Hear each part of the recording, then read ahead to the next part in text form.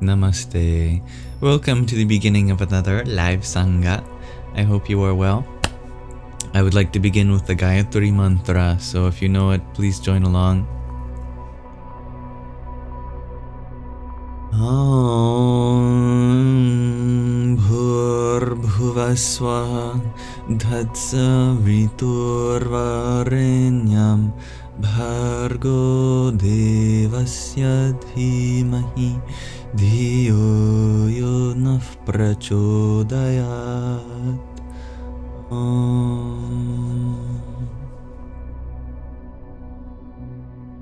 Welcome, Asad. Hello, you are one of the first guests here. Trust you are well.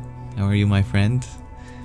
And as we continue to welcome our guests, allow me to set the intention for the space tonight as being one in which we can all find acceptance. I hope that you know that you are welcome regardless of your background, your experience. May we come together as fellow spiritual seekers, students of life, to uplift each other, relate in one another's experience, and share positive sentiments.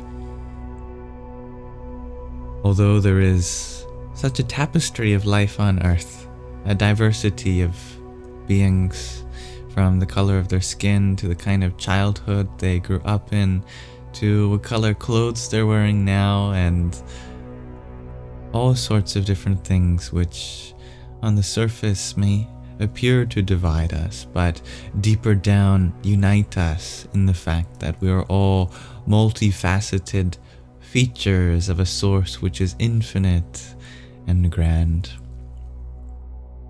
Thank you, John F., for blessing our Sangha with a heart me, a friendship necklace, a tiny diny, and a finger heart. Yippee! Welcome, my friends. Purvi, you would like me to tell you something about you? Well, I know that you're meant to be here in this universe. You wouldn't exist otherwise. Know that of all of the life forms that are here on Earth, this universe said, no, it's missing something. And so you were born. And with you and everyone else, the universe is complete. Thank you, Jill, for your finger heart and tiny tiny too. Yahoo! Good evening, Jill. Hello, Shakira. Much love. Thank you for your heart, me too. Ariom Tatsat.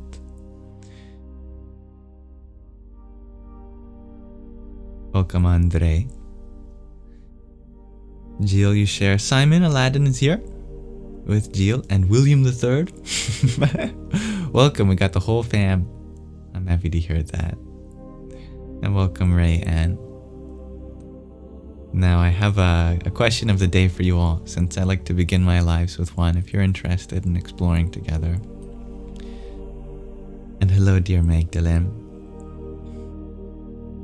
My question today is, what is an example of the purifying power of words? We were exploring this in the book that we were reading together on live, The Hidden Power in Humans, as we recently finished discussing the throat chakra and how it has a purifying power. So, what kind of aspects of our speech, of our words, which are formed through our vocal box, can we explore together? I'll leave you all some time to think about it. No pressure, no expectations, and no wrong answer. I'm not looking for a right one. Thank you, dear Peter, for the rose you shared too. Om Dum Durgaye Namaha. Thank you, Annie. Red Blue is wondering about certain medicinal substances. I had an exploratory phase in my teenage years. Since then I have let go of external sources for internal bliss, or I try to every day. Akira, you share, you'd say, setting an intention and speaking it is a purifying power. What a wonderful answer to start us off, Shakira. I like that.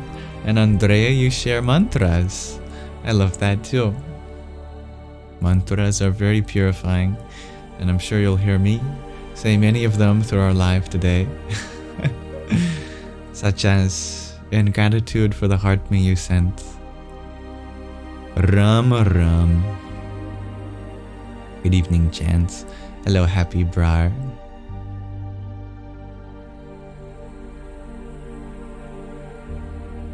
Good life. You share, words are just made up, are they not? Perhaps the sounds we use have an arbitrary association with the meaning, but the meaning is something we deeply convey from the depths of our experience. How can we use these words to convey purifying meaning? Hello, MSG Moki. Deal, you share the power of words. It's important to tell your family and doggies you love them. I love that. Jay, you share that words have a leading effect to mood. The loving words you align with make your reality. What an excellent answer that is. Thank you. Thank you, M, for the rose you sent too. Mani Padme Hum. Affirmation, shares Jai. I like that. And hello, Al. AL.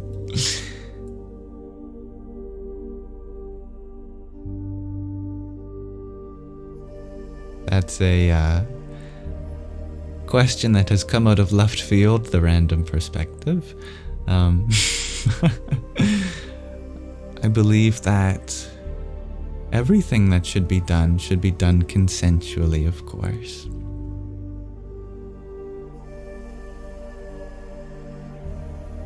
And thank you, dear Tatvamasi, for your 6 roses. Hari Om Tat Sat. And Jill, thank you for your rose too. Om Dum Durgai Namaha. Words can change your brain, shares Gustav. I like that. And MSG Moki, you share that when you speak positively, goodness often comes with more ease. Well said. Purvi, you share, it's very important to choose them carefully. Indeed. Words are spells, shares Doom Knight. I like that. And Good Life, you share that meanings are also concepts. We must go beyond this. And to highlight this point of yours, you have chosen words. So even that which we have to go beyond, we use words to get us there. They do not deliver us there entirely, but they point the way. Isabella, you share the quote, "This too shall pass," always brings you peace. I love that. Priscilla, you share saying love you every day. I like that. Thank you for your good night wishes too. And MSG Moki, thank you for your hanging lights too. Kring Kalikaye Namaha. Welcome, Michael. I hope you had fun on your adventure. John F., you share that life becomes the words you speak. I like that too. And thank you for finding anything calm in this space, dear rocks. And the guy from TikTok, you add that love is a choice, not only a feeling. That was an interesting Freudian slip though. Not only a feeding, I accidentally said. Through feeding people, we can love. Feed people, serve people, love people, help people. That's what Neem Karoli Baba used to say, the Guru of Ram Das. Thank you, John, for your heart me as well. Radhe Radhe.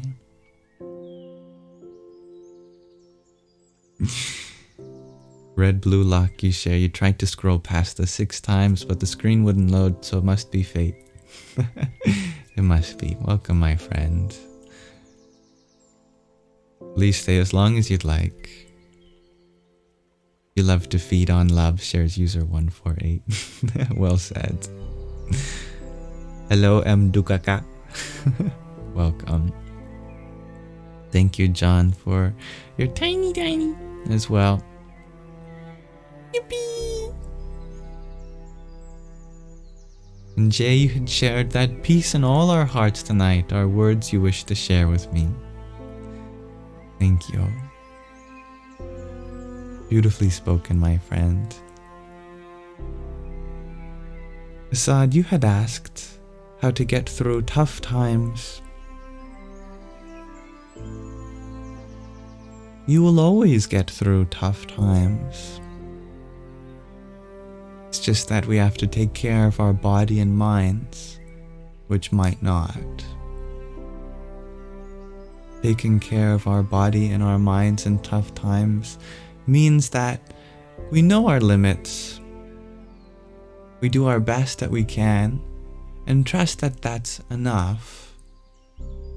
Pushing ourselves past our limit is conducive to growth, but as long as there are periods of rest and an absence of a time of rest, we have to take good care of our limit.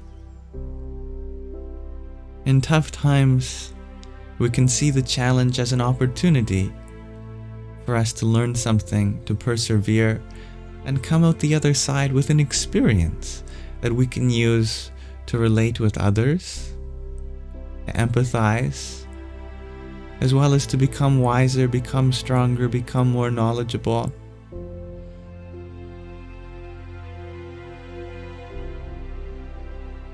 See this as an opportunity. Have trust and faith in yourself, and take it one step at a time.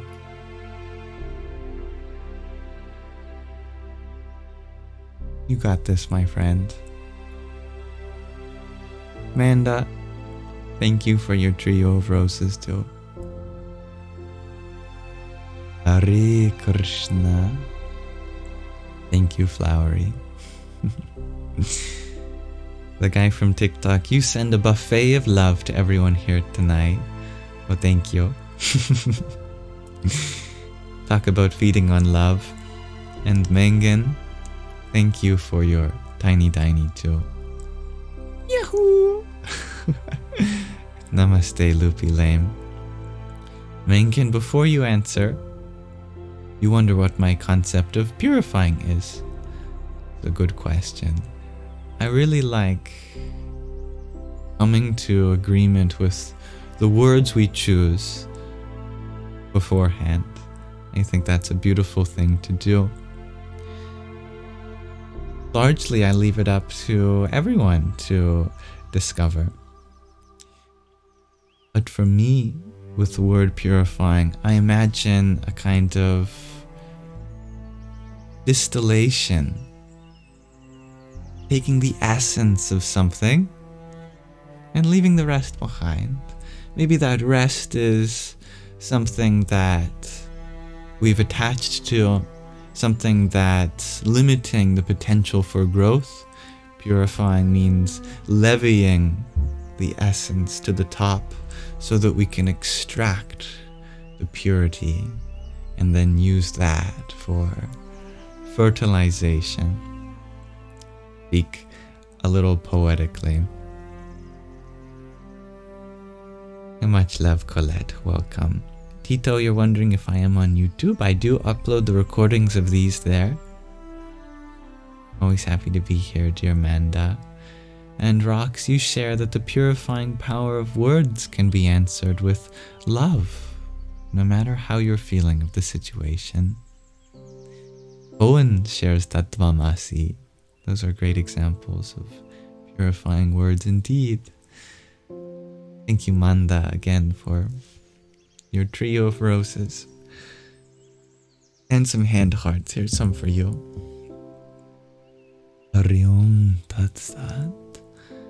Namdukaka, you ask, how can one handle guilt and shame? There are different kinds of guilt and shame. There's the kind that we drag in from the outside, that people may paint on us, and somehow we're left with this painting of a portrait of who we should or shouldn't be. And that's something that we can give back to the world. Hey, this wasn't with me to begin with. These expectations for a role that I cannot fulfill is not mine.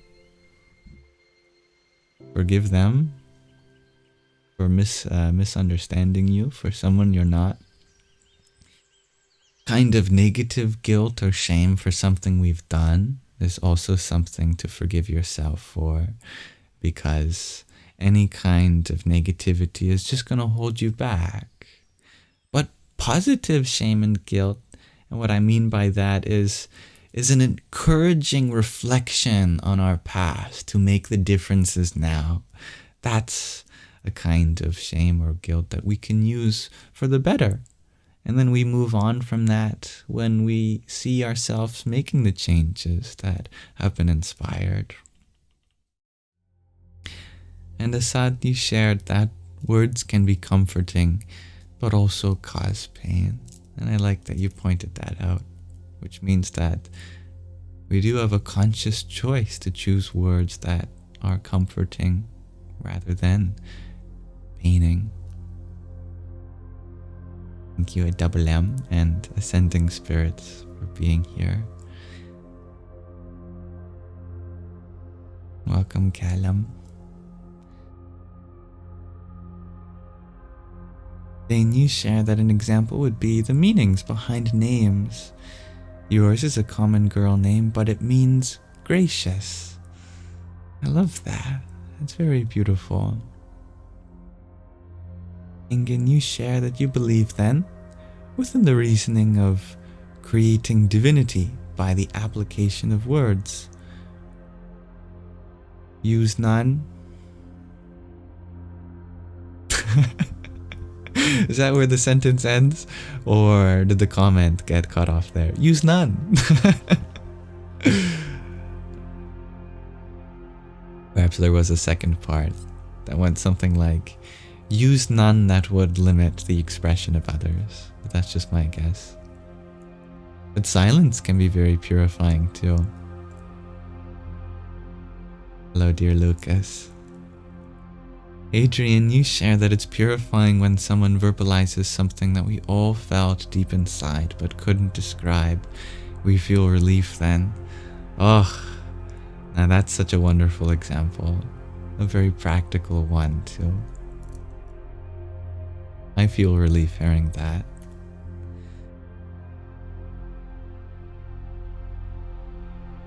Thank you, Isabella, for your finger heart and balloons as well. May we all point the way to higher and higher heights. And Magdalene, you share the purity found within humility through apologizing. That is such a wonderful answer too. Thank you. And good evening, Eric. My day has been well, thank you. The guy from TikTok, you express, may our hope become action. I love that too. And thank you, Stoned Hematite and Mafidi, for being here too.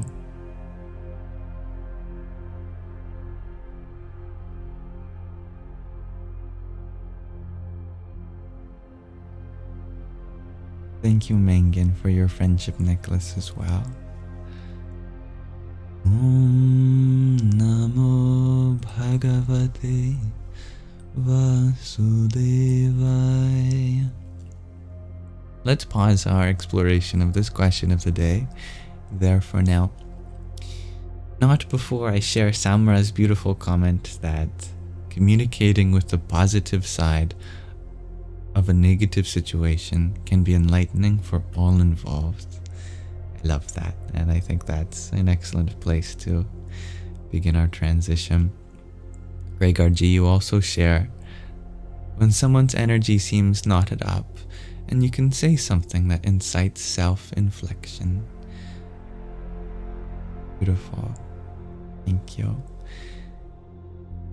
Forge Lololo, you're wondering where my accent is from. I think it's kind of a unique creation of my upbringing. Born in Canada, having a speech impediment when I was younger, and being neurodivergent and not a very sociable kid. And growing up in the digital age, surrounding myself with cultures around the world, I think I kind of created my own swamp water of sounds.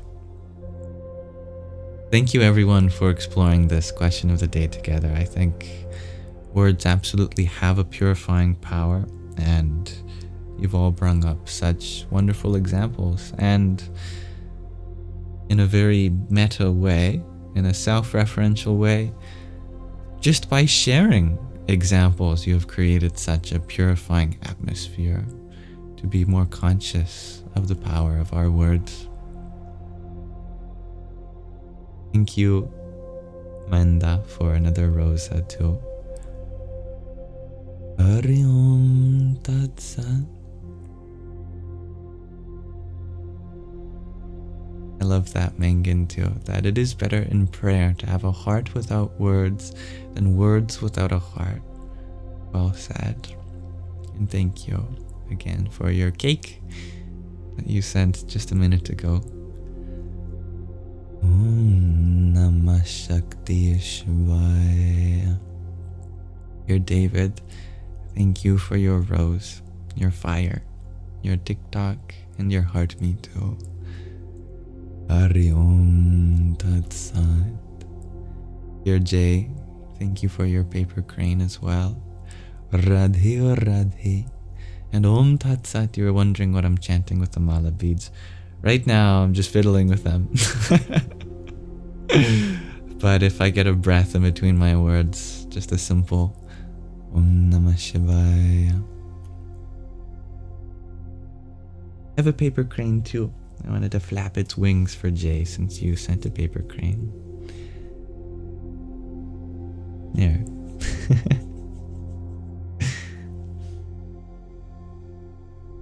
Fine. Thank you for your confetti also. Om Kring Kalikai Namaha. And David for some applause too. I have some claps for all of you.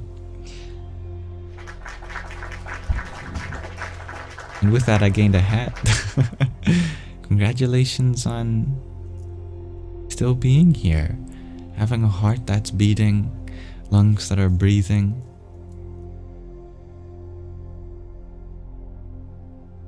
Clearly the universe has more in store for you. Thank you, Om Tat Sat, for your pair of roses. Om Namah Shivaya. And Pine, thank you for another rose too.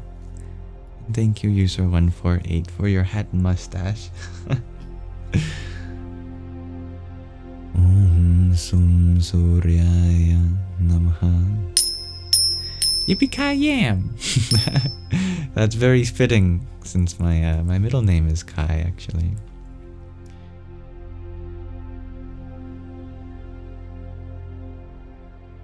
One last thought shares Mangan, that silence is the language of God. It speaks to the soul.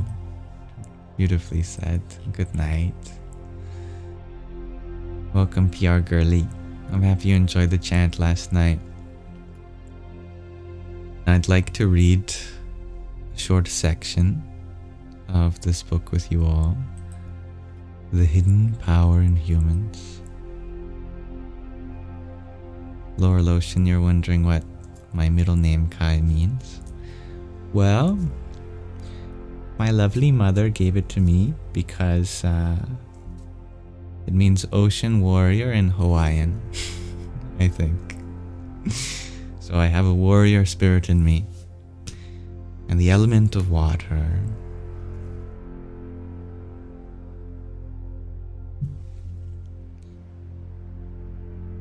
Yesterday we finally finished reading about the Vishuddhi Chakra, which is the throat center, the throat chakra. Now we are going on to probably the most well-known chakra, and that's the Ajna Chakra, the third eye. So be prepared for a dump of information.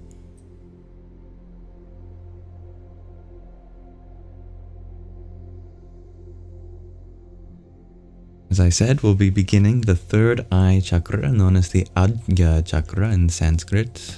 Difficult to pronounce. A J next to a palatal nasal sound.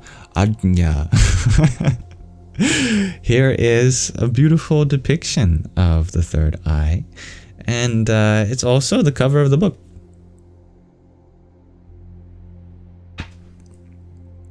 See lots of symbolism there. You'll notice this red wavy kind of shape behind this presiding deity. And that's the symbol Om. You might recognize the mantra for the third eye. There's also two sub-mantras, which are Hum and Ksham, as it is often depicted as a lotus with two petals. There's lots of other symbolism here. Wondering if you can point them out.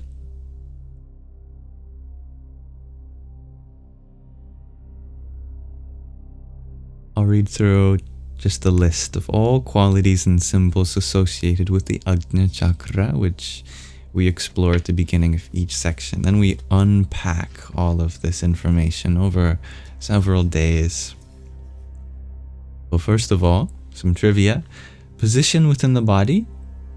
It's at the upper end of the spinal column, with radiation in the center of the forehead, between the eyebrow center. Its color is said to be milky white, representing clarity and purity.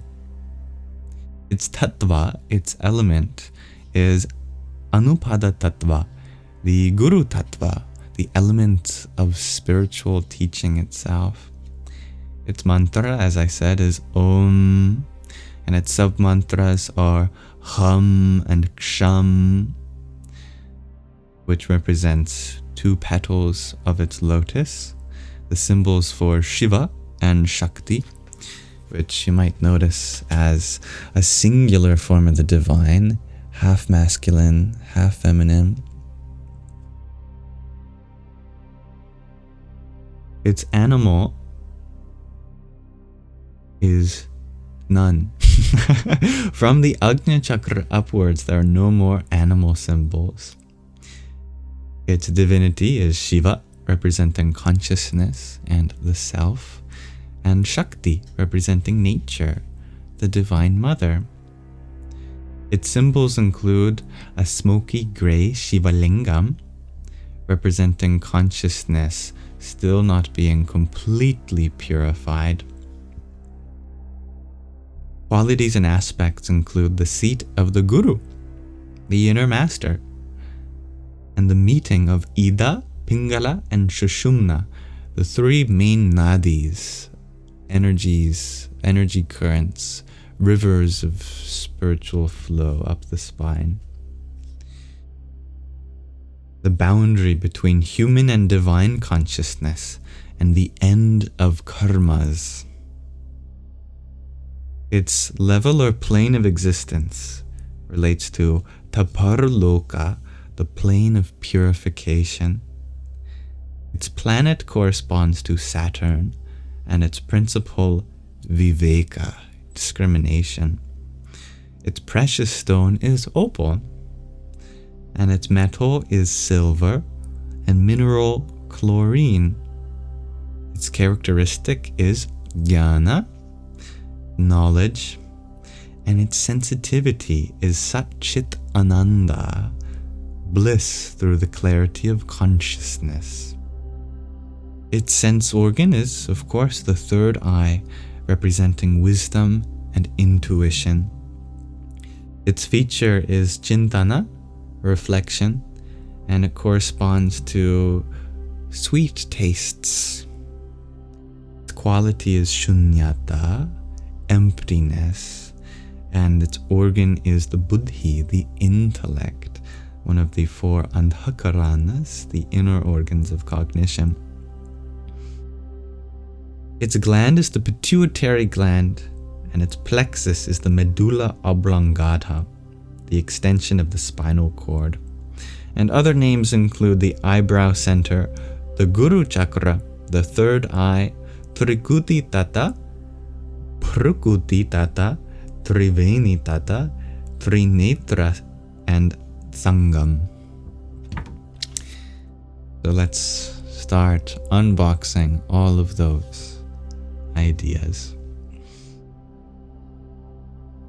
In Sanskrit, the term Ajna means command or knowledge or wisdom, and often associated with a vision, having a visionary command or commanding vision.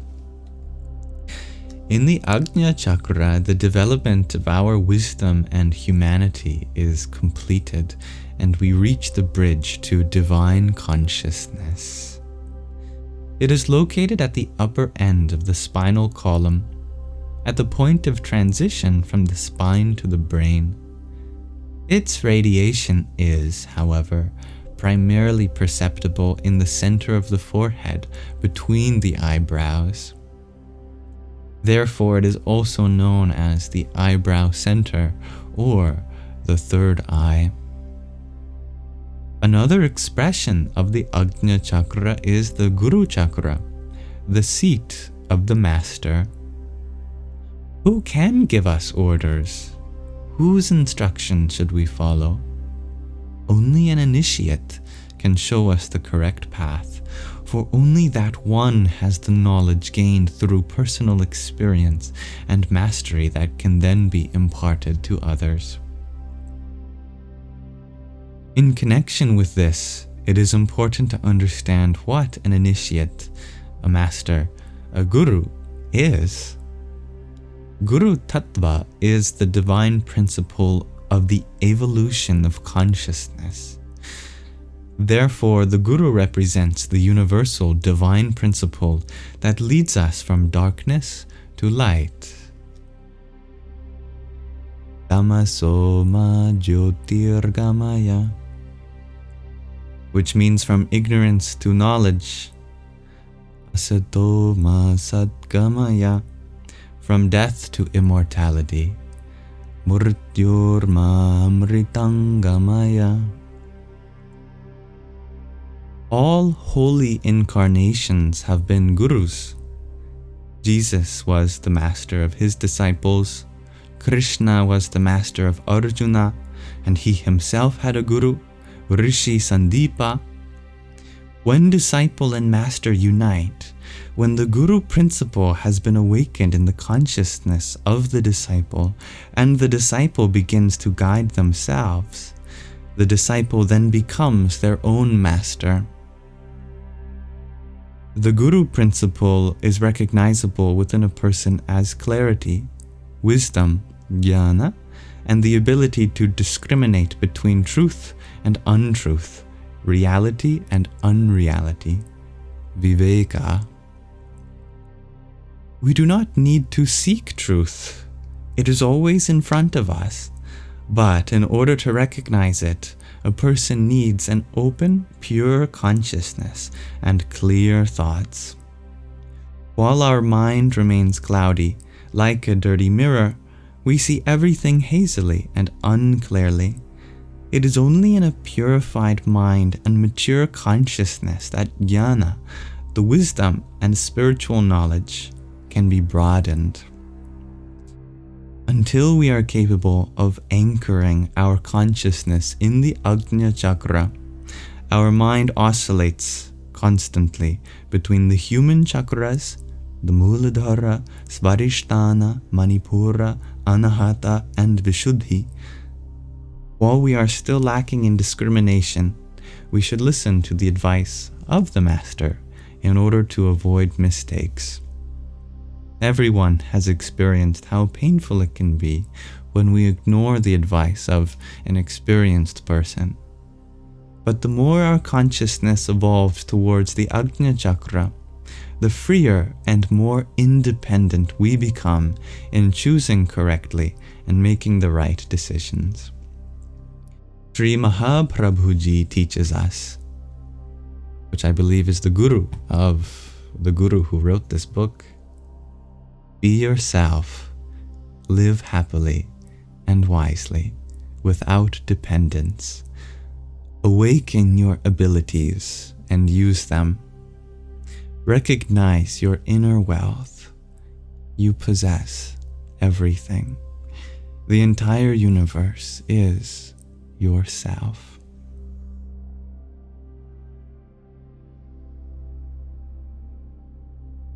And with that, let us pause our reading of the hidden power in humans there for now. So, thank you for listening to this introduction to the Ajna Chakra, the eyebrow center, the third eye.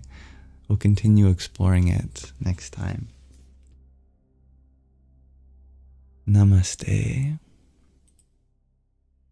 And with that, we may open up our Sangha. I may return my attention back to the chat. And we may discuss whatever is on our hearts and minds today. Kit Kat Paddywhack, you're wondering how long I will be with you all this evening. A good 2 hours, I think, at least. Yeah.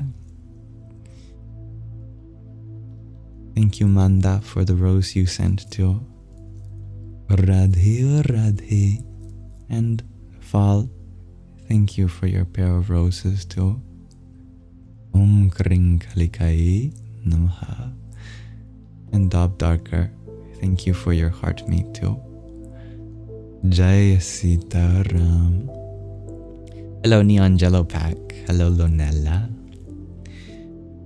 And thank you for asking, user 798. I am well. How are you?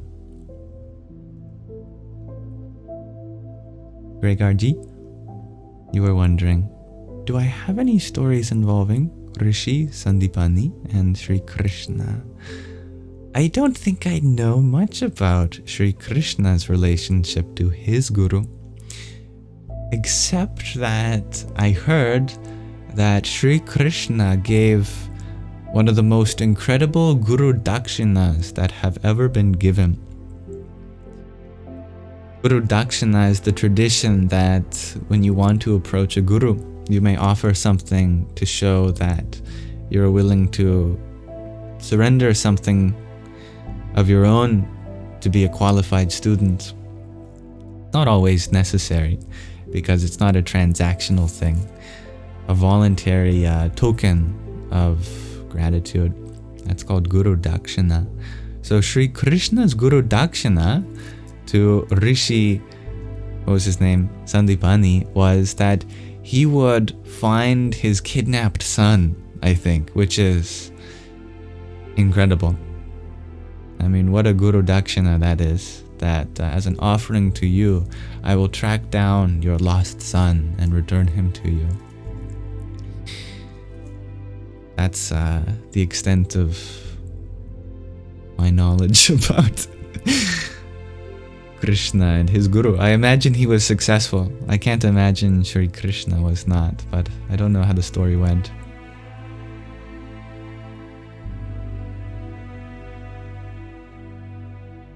You're very welcome, dear Linda Lou. Thank you for being here. Tattvam Asi? You were wondering if etymologically, Jnana and Ajna have some common root. I wonder. I think so. I think the root of both is Jna, which is transliterated as J-N-A, or even more precisely J-N-A, or E, No, A, yeah. Sorry. J-N-A-A, which is the root to know. And that becomes jnana, knowledge. And what was the term that our guru in this book used? Knowledge. That Ajna is another term for knowledge. So it also has the same 3 letters in there, J, N, A in there. It's sometimes transliterated as NY, jnana, or GY, jnana. But truthfully, it's the much more difficult to pronounce J-N-A-A. Jnana. But yeah, it sounds like the same root is in there, since our author also translated that to knowledge, and it has the root to know in it. As you were wondering how command and knowledge come together, well, of course, to have a command means to have some sort of vision, I think, which is why it's associated with our third eye. To be able to have some vision for the unfolding of events means to have knowledge of the way things are. One cannot see the way forward and command one in the direction to achieve that if one does not know the way. That's just, I guess.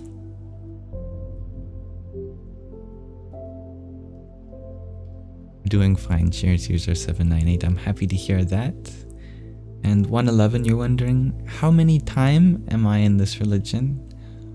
I have been aware of this kind of spiritual tradition for maybe 6 or 7 years now.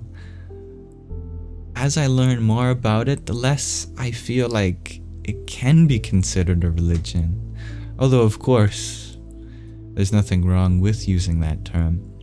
It's just that it's also something so much more, because religion might give the impression that it's some organized structure, but this tradition is very formless, comes in many different forms, none of them absolute. It's more of a way of life, I suppose, and one that includes all religions, I should add, which the author made very clear at the beginning of the book, and continues to do so indirectly by referencing many different religions to support a kind of unified essence of yoga, which is the scientific union of one's soul with the super soul, divine consciousness.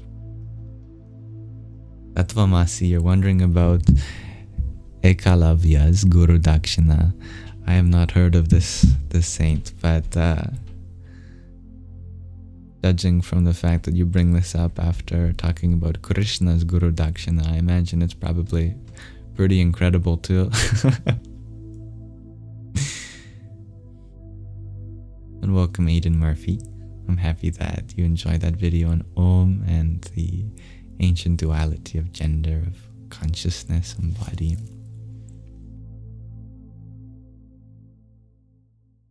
And PR Girly, you're wondering if we can give a blessing to Kenny. We lost him on September 2nd, missing him dearly.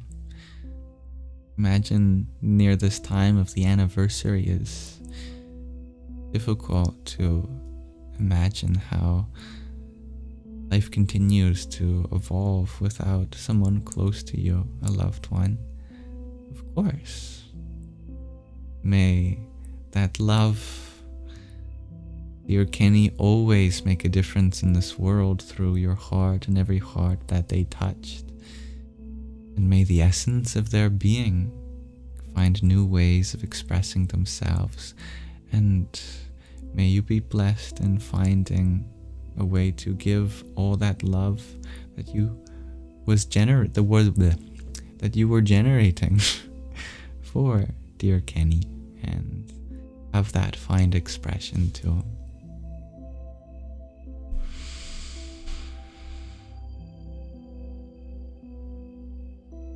Alexa, you shared that you're going through a similar experience.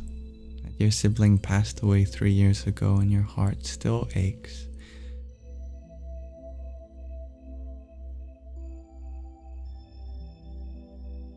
It is the nature of life that we get older, we will experience more love, but also more loss that comes with the price of love.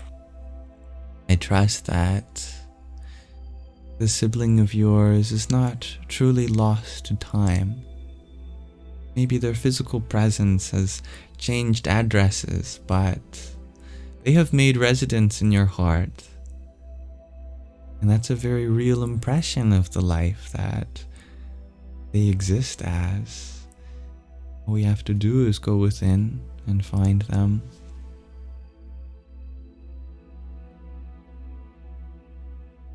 My nose is itchy.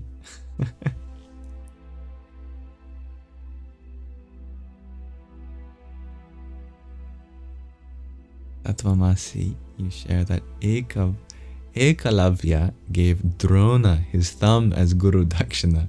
Otherwise, he would have been a better archer than Arjuna. That's a hilarious Guru Dakshina. Oh boy.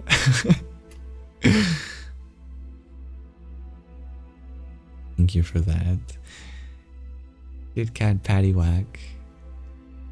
You were wondering if I have any recommendation, any simple mantras to help with sadness that manifests physically, loss of sleep or nausea. Oh, I know that feeling very much. Yes. I remember feeling like that a year ago, and I would be throwing up. Went to the hospital a few times due to that physical expression of the emotion, of the feeling. And I was scared to fall asleep too. And there was a mantra that genuinely did help me. And it wasn't necessarily the magic power of the mantra itself, but it was the choice that in that moment, instead of sulking in my feelings, I decided to extend my gratitude to the divine. It's good to remember that the essence of a mantra is not to receive anything, it's to give, and we receive by giving. Because when we are directing our energy up and out, then we feel the current flow from the infinite source within, and then through our senses to the world. And then we feel like a meaningful contributor to this universe because we are adding to it in some way, bringing love. For me, I chose the Maha Mantra, also known as the Hare Krishna Mantra.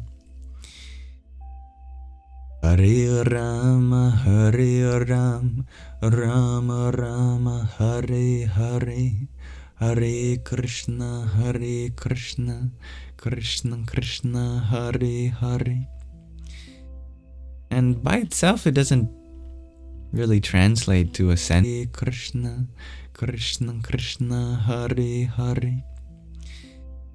And by itself, it doesn't really translate to a sentence. My internet connection cut out for a second, but if it has returned, do let me know. Hello, thank you, Melinda. Yes, this Maha Mantra is a series of names. It's called Nama Japa, the repetition of holy names. And a holy name is something very different than a human name. A human name is an identifier. It's something you can call out in a crowd so that the person knows who you're talking to. But the supreme reality, conscious source of everything does not require a name to distinguish themselves from some other supreme reality. There's no confusion there. So a name of the divine serves a different purpose. And that's to bring out some essence that the name invokes. Just like our names have significance to the people that chose them, so too divine names have significance too. The significance of the 3 names that helped me through my anxiety. They mean Hari, oh, the one who steals the heart of all spiritual seekers. Hari. Invoking it just means, let my heart be stolen. Rama means the one whom all spiritual seekers dwell in. Let myself dwell in that refuge which all spiritual seekers are contained by. And Krishna, which means that one whom forcibly attracts the minds of all spiritual seekers. Let my mind be taken away by that great divinity. Hare Rama, Hare Rama, Rama Rama, Hare Hare, Hare Krishna, Hare Krishna, Krishna Krishna, Hare Hare.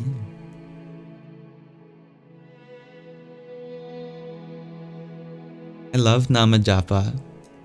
It exercises my heart, takes my love and brings it to a higher place. And with that, I feel less in need of anything. And if anything, more in need of giving than receiving.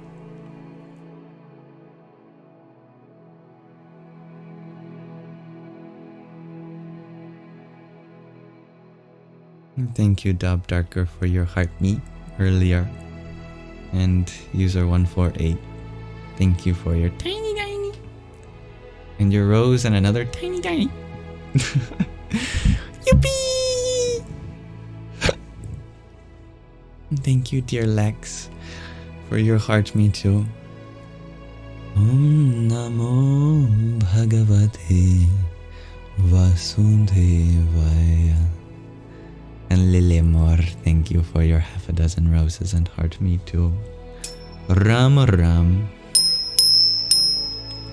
You're very welcome, dear Kit Kat Paddywhack.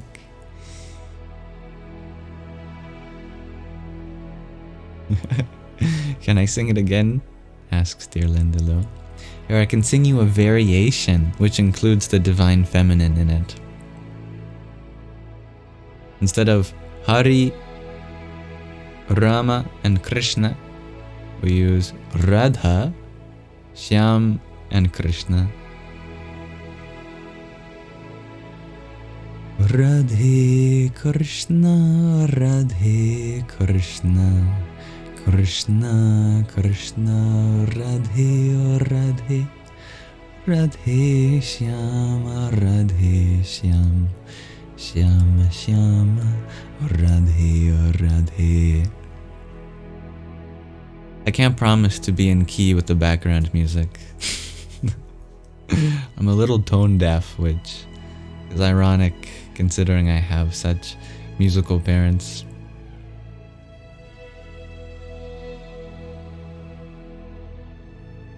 Now, dear Jane, you had said something very beautiful, that you wish everyone in this live stream a good life and lots of long autumns. Thank you for sharing that, Jane. That's wonderful.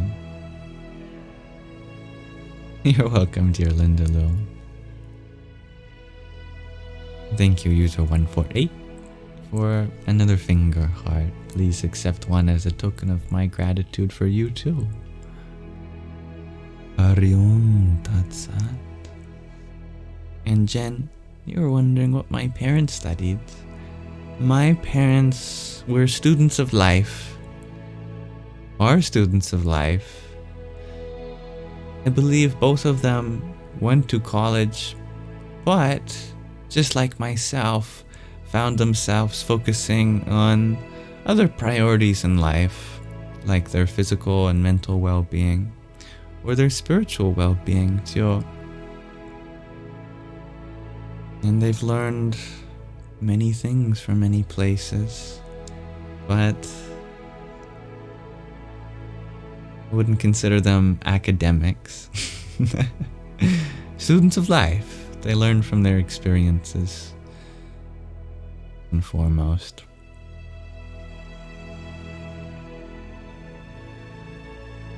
Autumn is your favorite season, dear G to Infinity. I find it to be a very peaceful season too. And Rox, you're wondering if I search for a life partner. Is it something I want? Life is my partner. I am in love with life itself, you know, and all the people and places that come and go. Everyone in my life is a place for me to express happiness with and through. At the moment, I have love that is given freely, unconditionally. Nowhere specifically. Namaste, dear Shelly D.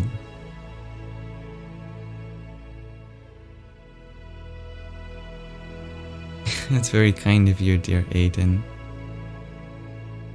Thank you for sharing this space with me.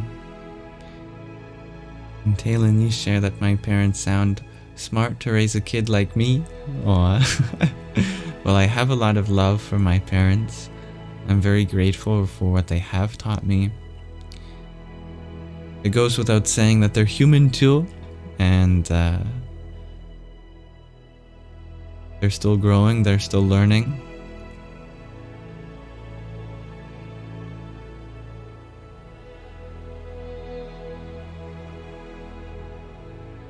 Thank you for finding kindness in my soul, dear Jarrett. My soul is your soul. Kindness we share. Thank you, Don. Ned, you're wondering if I read Deepak Chopra. I have never read Deepak Chopra, but I saw him on TV a few times. My mother used to watch him.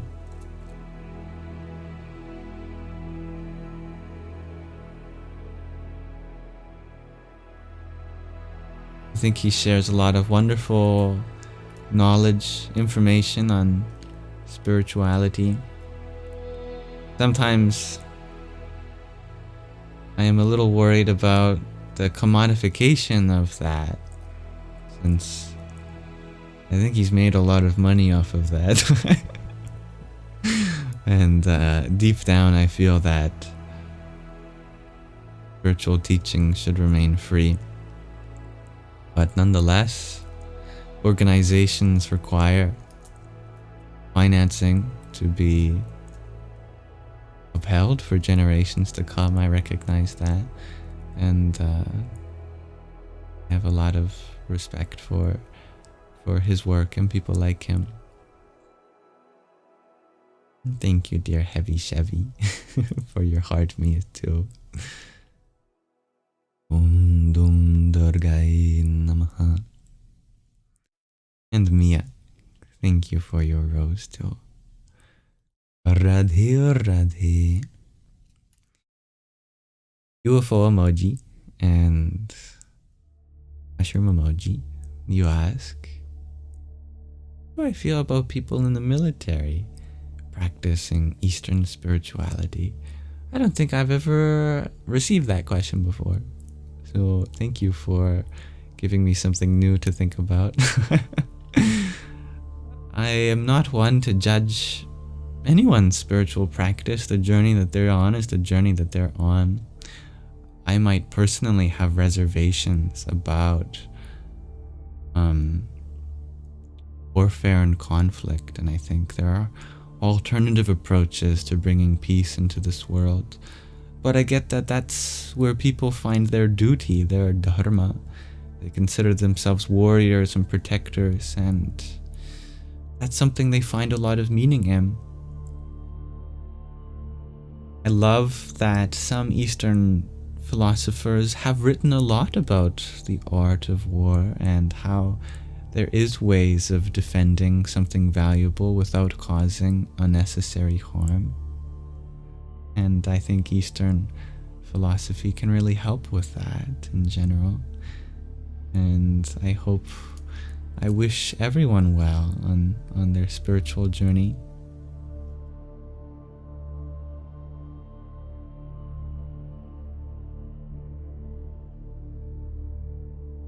Magdalene, you shared that there's so much Libra love in the chat. The sign of the scales, very balancing. Hello, Julie. Jai Shri Yam. You know, Yama in Sanskrit can mean conduct. There are the 5 Yamas, which are ways to conduct yourself. Jai Shri Yama. Jai Shri conduct. Let us continue in the virtues of ahimsa, least violence, first and foremost.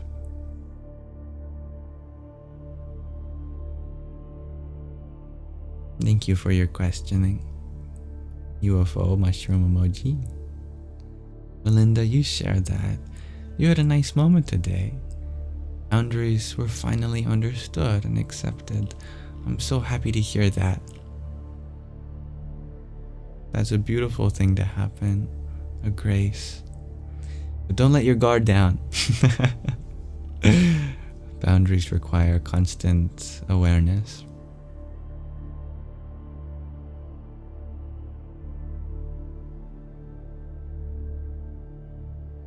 Jen, you would like to hear more about ways to conduct oneself. You need to hear more.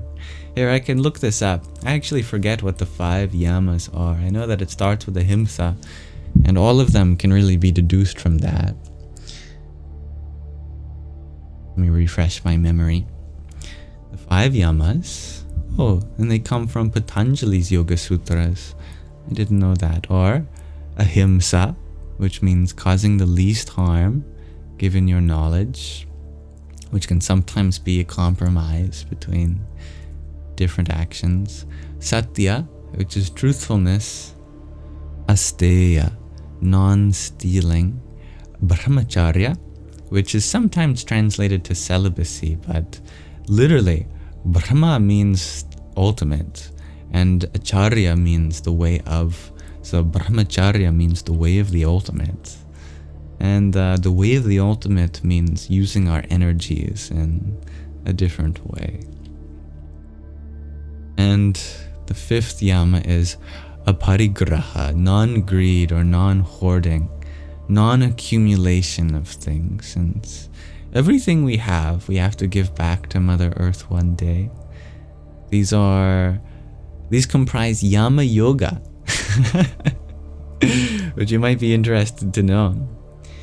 You know of many different kinds of yoga. This is Yama Yoga, the yoga of conduct.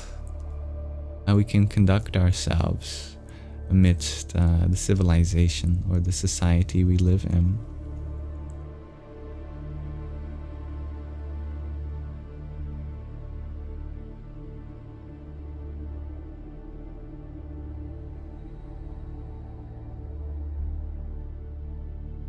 Halen, you share that I'm so calming. I always make you sleepy when you go silent in the chat. That's okay. No one's expected to talk. I'm grateful that we have a space where you feel comfortable to relax. Hello, Bounty Hunter. And that's a great observation, Jen. All of them point to a kind of selflessness. Indeed. And Sarah, you ask, do I have a few favorite books for spiritual learning? My favorite things are always the ones I'm engaging in at this moment. I try to make this moment a set of my favorite things. The book that we've been reading together in this live stream for the past few weeks is The Hidden Power in Humans. I really like this. It's from a yogi of the Himalayas, Paramahant Swami Maheshwarananda. He looks like a young Santa. It's about chakras and kundalini, spiritual energies.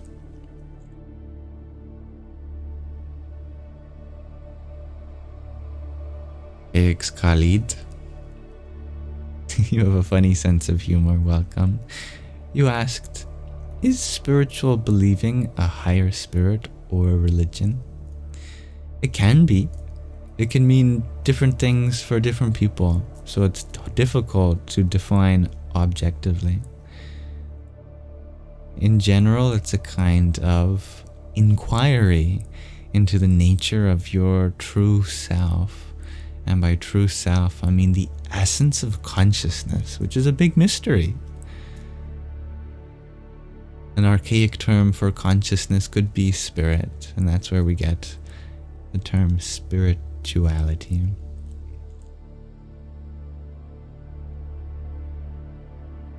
Eggs Khalid, you add, can someone be atheist but be spiritual? In sense, just more of a person who does it for peace? Sure. Yeah, absolutely.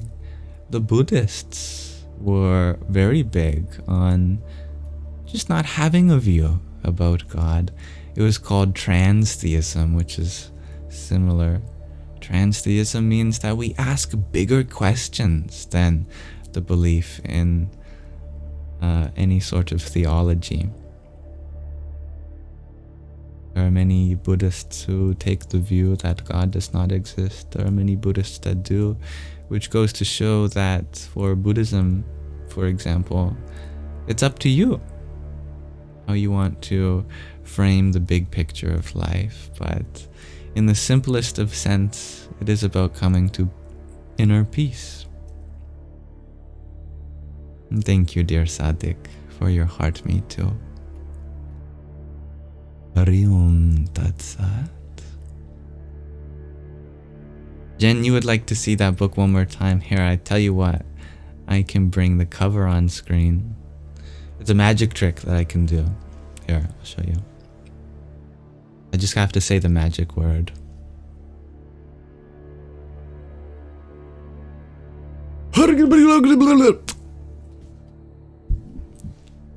It's a difficult one to pronounce, but if it works successfully, then we get the cover. You can screenshot it.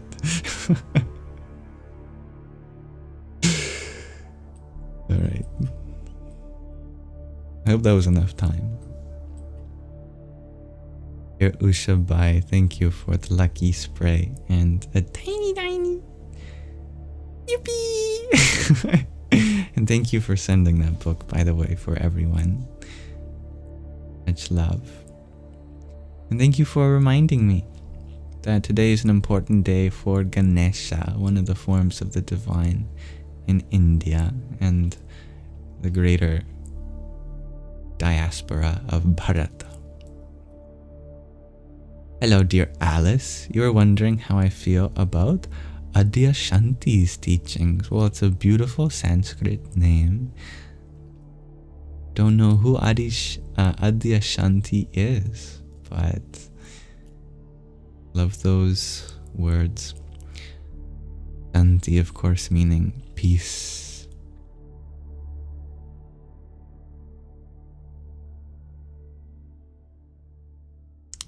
Aiden Murphy, you were drifting off and you heard Voldemort. That did sound like Voldemort, didn't it? Avada Kedavra!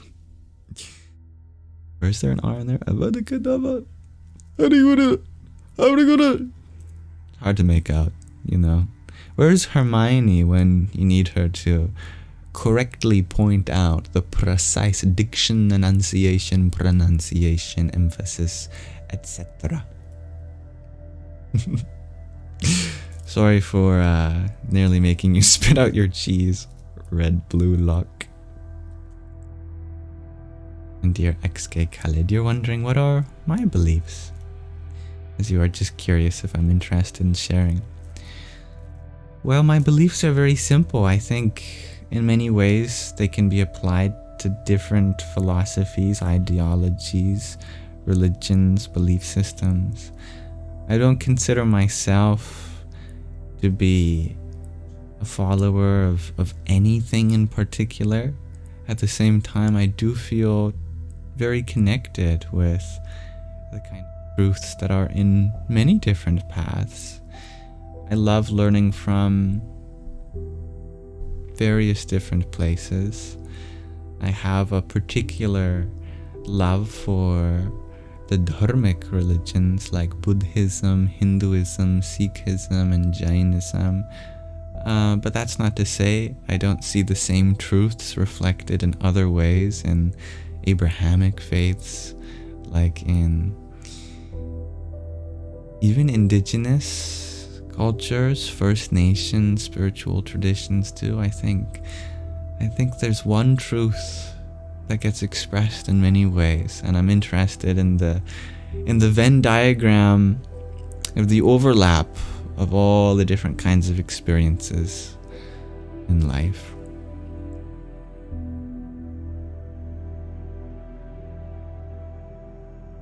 To infinity, you share that in case the spiritual thing goes south, I can get into voice acting. That'd be fun. Hello, Sam Armstrong. Momo, you're wondering if I eat hamburgers? At this moment, I find my dietary needs are adequately satisfied by a sattvic diet. Sattva being the quality of goodness, of purity that we find in eating wholesome lentils, fruit, nuts, granola, wheat, clarified butter. So whenever I do have a burger, I like veggie burgers. I like food that makes my mind nice and calm, that's easy on my digestive system. But my diet is not a template for others. Everyone has their own body, their own culture, their own needs, and I'll always respect other people's ways of taking care of their nutrition. Reiki Uncle Arrow, thank you for your heart meat. Ariom Datsat. KX Khalid, you share that you are Cree yourself. Wow. Thank you for having such a beautiful culture, and I hope that I get to learn from you in the kinds of things that you share here.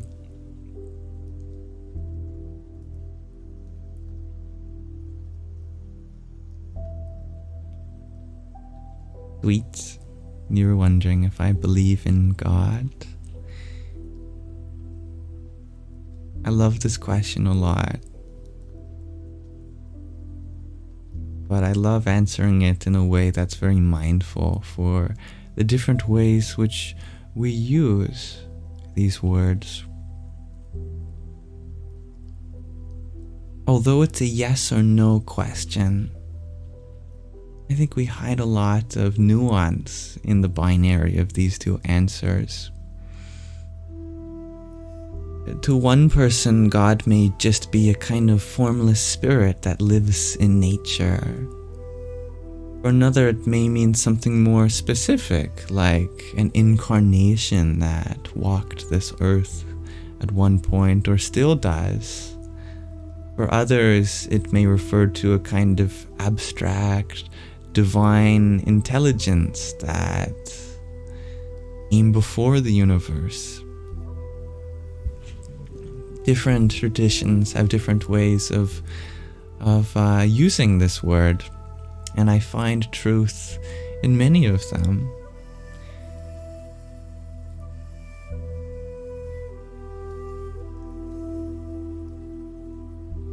Hello, dear Blue. You are wondering what my favorite philosopher is. I think the most wonderful philosophers are the ones that come through in our audience, like yourself. I'm amazed at some of the wonderful questions and perspectives that are shared here.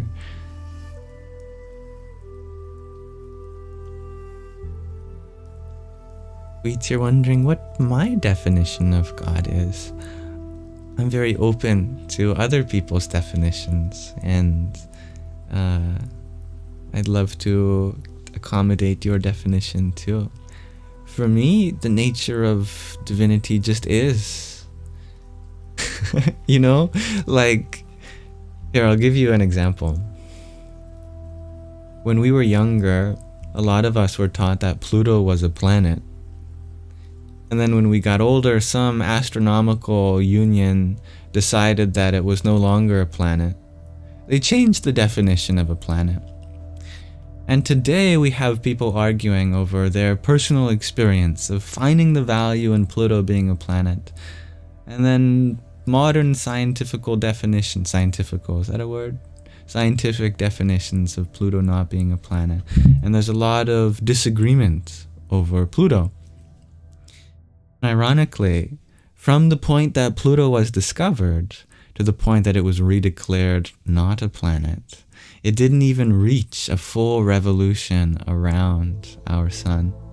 It's very sad. Not even 1 year as a planet. But the funny thing to me is that regardless of what you call Pluto, Pluto's still Pluto. It's still up there doing its thing as it is. The nature of Pluto hasn't changed. It exists as it is. No matter what definition we fit in Pluto, or Pluto in or out of, Pluto is still Pluto. Similarly, no matter what definition you or I give for the divine, that doesn't change the nature of the divine. The divine's the divine. We may use different words to describe the divine, but it exists as it is. We just come to understand it from different perspectives, and not necessarily right or wrong ones, just a matter of definition.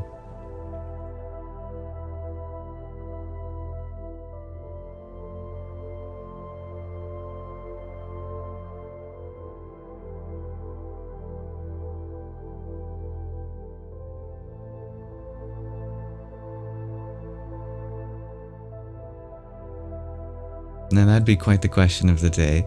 Tato Amasi, what is God to you? It is a beautiful question.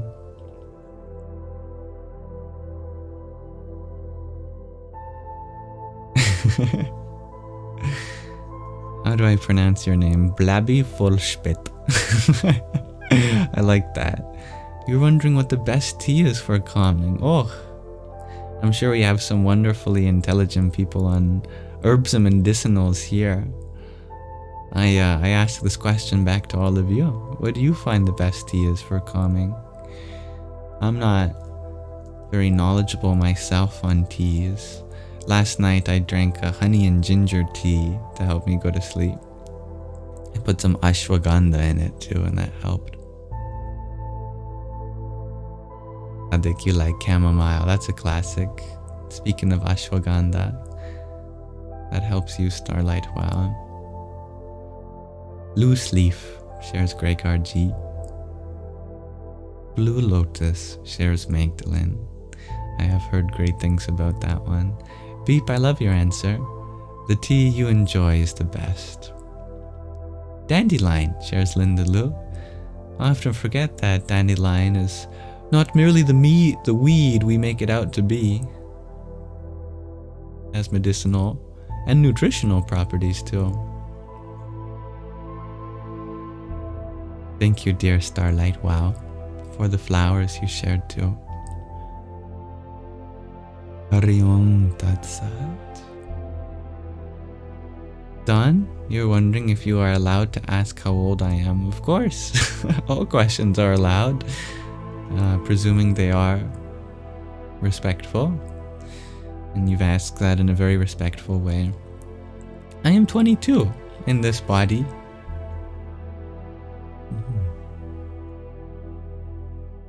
And user 224, you shared not a tea or even a coffee or latte, but you recommend turmeric lattes.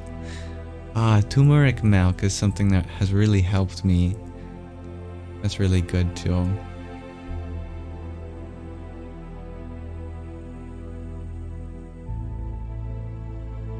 Thank you for finding any wisdom in me, Dawn. Any wisdom there is a reflection of what's in you. Euphoric daydreamer, you like chamomile tea for calming, with lavender for kidney sickness. Always dandelion root tea. Thank you. Many people like chamomile. Dandelion even has a wine share, Sadik. I have never heard of that. Wow. Good morning, Gaia. Moto, you were wondering, how do you find purpose? I think in the small things, and then they build up to make a big life. I find that the question of purpose often gets us thinking about what we want to do tomorrow, or a year from now, or 10 years from now. But regardless of what we are going to get up to in the future, the purpose must be found in this moment. Otherwise, we're living for a time that will never arrive. We want tomorrow to be filled with purpose, but when the day changes from Monday to Tuesday, Tuesday to Wednesday, Wednesday to Thursday, we are only ever today. We've just changed the name we call today. Tomorrow is always yet to come. So if we find meaning, purpose in what comes next, how could we ever hope to feel it now? And what's occurring now is usually something very small. It's brushing your teeth, or taking the next step in your stride to the park, or it's washing a spoon, or petting a cat, or it's exercising, or getting ready for bed, or studying, or watching your favorite show. In each moment, it's just some small activity, but they build up to some greater picture. But we never actually live in the greater picture. We only live in the small, moment to moment. So it's good to find meaning and purpose and value in the small things, therefore. Become the best spoon washer that you can in that moment. And then when you're petting your dog, become the best dog petter you can in that moment. When you're exercising, become the best exerciser that you can be in that moment. Your best is enough. Find value in each little moment, and you'll find it paint together a beautiful portrait of your life at large. Billy, you share that you think you've said this to me before, but you'd like to say that Pluto is on the planet spectrum. I like that a lot. That's a great resolution to that point of contention. Indeed. And truthfully, it is a kind of planet. Just a dwarf planet. Along with some other celestial bodies in our solar system too. Jacob, you're wondering if I had any book recommendations. Well, I always say the best book that can bring you wisdom and understanding is the one you write to express the experience of life you've had thus far. Truthfully. A book with empty pages, a journal. You'll find so much value and meaning in your story. And any kind of value or meaning we have to find in other stories, we do so by relating with our own. So it's important to get in touch with our own experience. Other than that, I can highly recommend the Bhagavad Gita. It's a lovely book. Here, I'll read to you a random verse from it.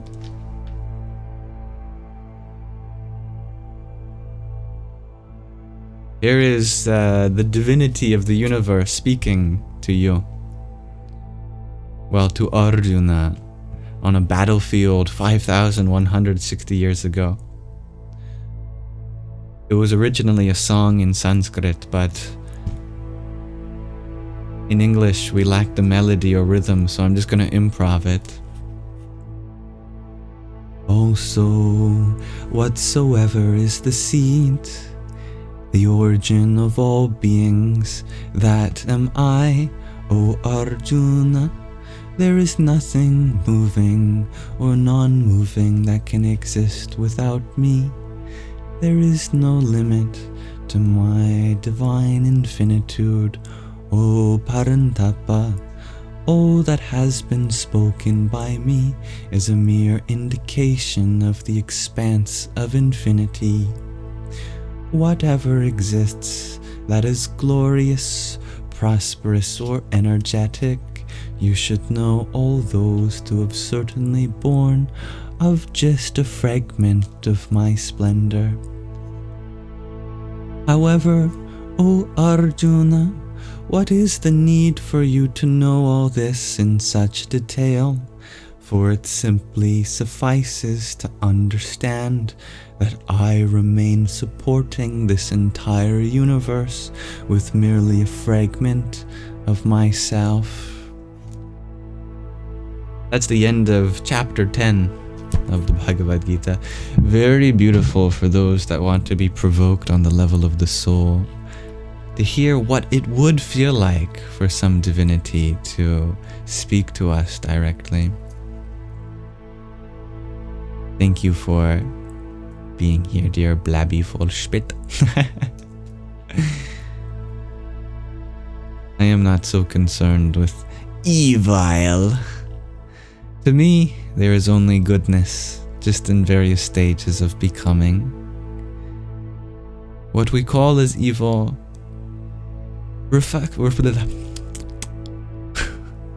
try that again.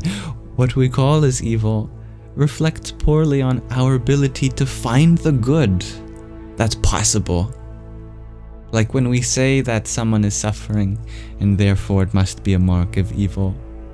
What we really acknowledge is that there could be beauty here, there could be healing, there could be love, there could be goodness.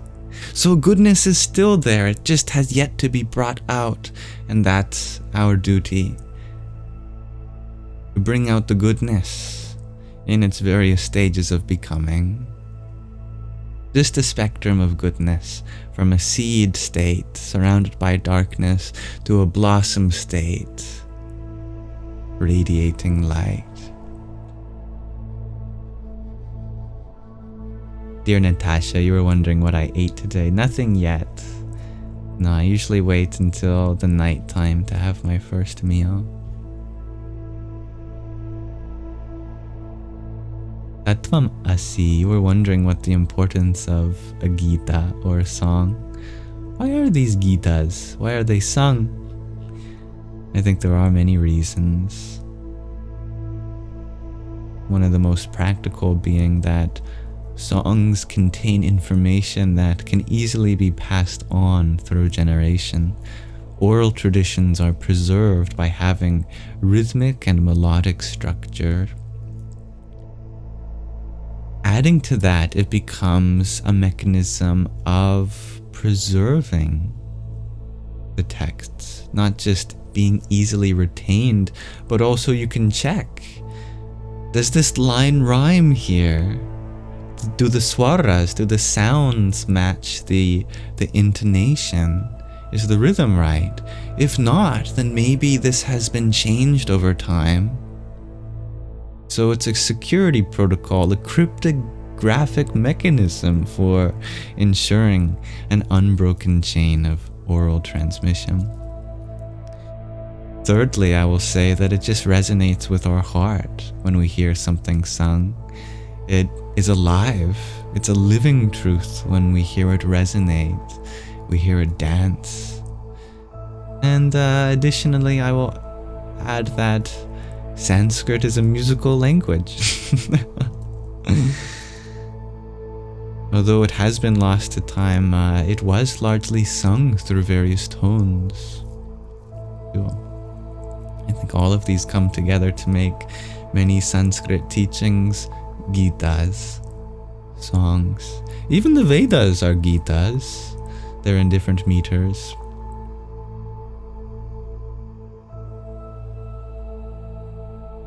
Natasha, you're wondering what time it is for me? Where I live, it's 9 at night, which is what? 2100 hours in 24-hour time. User 224, you're wondering if there is any reason why I wait until nighttime. I feel like I am at peak performance on an empty stomach, which is something I've learned from the yogis, that there's a difference between hunger and an empty stomach. That when you have an empty stomach, use that, because all of your energy is directed towards your brain. There is no energy going towards digestion at that moment. So it's a period of sharp clarity, having a very precise ability to convey yourself and use our mental cognition for spiritual development. That's why it's best to meditate on an empty stomach, and I like to fast basically for most of my day, so that most of my day I'm at the sharpest level of intelligence that I can.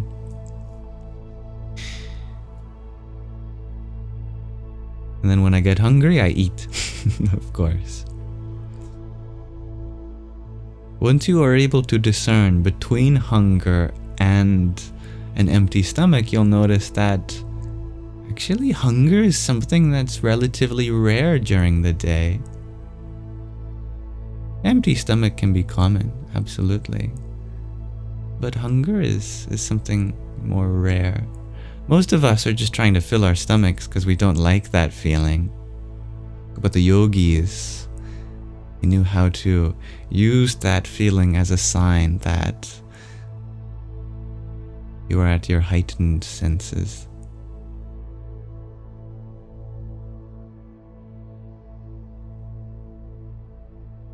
Thank you, dear Tatvamasi, for your quintet of roses earlier too. Jaya Nisargadatta Maharaj. And Mischief, thank you for your rose too. Radhe Radhe.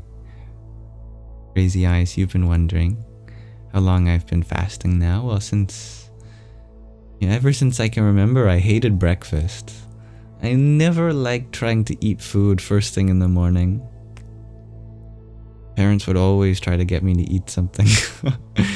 And I'd always feel so lethargic having a meal first thing in the morning. Like that. It wasn't until later in my life that I realized it was a feature, not a bug. That my body has natural yogic inclinations. Maybe it's a sanskara, an impression from austerities of past lives. I don't know. I won't make that claim. I'm not that bold, but I found it to be very fruitful. But as I always say, my eating habits are not a template for others to base theirs off of. Everyone finds their own rhythm, their own way of taking care of their body, their milk. It's funny, Kyle. I just read your comment and said it. Their self, their mind. You had asked, in the form of a joke, if a cow doesn't produce milk, is it a milk dud or an utter failure? It's very funny.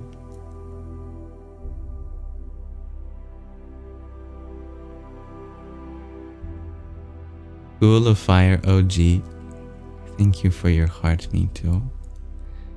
Om Namo Bhagavate Vasudevaya.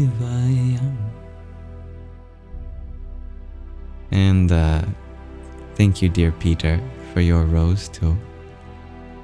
Hari Om Tat Sat. And Roniro, thank you for your quartet of roses too. Jai Sitaram. Many people are asking questions about me. I'm very humbled, but my priority is on all of you. Of course, I'm always happy to answer questions, but this live stream is about how we can take refuge in each other's experiences, and there's a lot more experiences between you all than there is from me. My role here is to, in any way that I can, be of service to you. Hear what you're experiencing. I'm just an interesting person? Well, thank you. I'm very interested in you all, first and foremost, though. Mike, you're wondering if we can say whatever you want in here. As long as it comes from a good place, of course. This is a place of curiosity and exploration. Tattvam Asi, you ask. Is there less goodness or much less goodness to something? Do we need to measure? There is only goodness. Measure is not in terms of how good something is.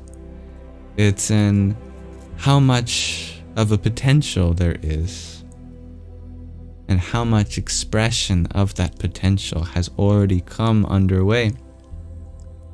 When we see something very beautiful, someone behaving maybe selflessly with humility, acting out of kindness and serenity, a lot of goodness has become expressed. But that doesn't mean it was always there. Some of the most vibrant forms of goodness came out of such a dark period in people's lives. Some of the most beautiful souls, the most amazing individuals have had to go through some of the most terrible things in their lives. But that terribleness was not in contrary to the goodness that came later.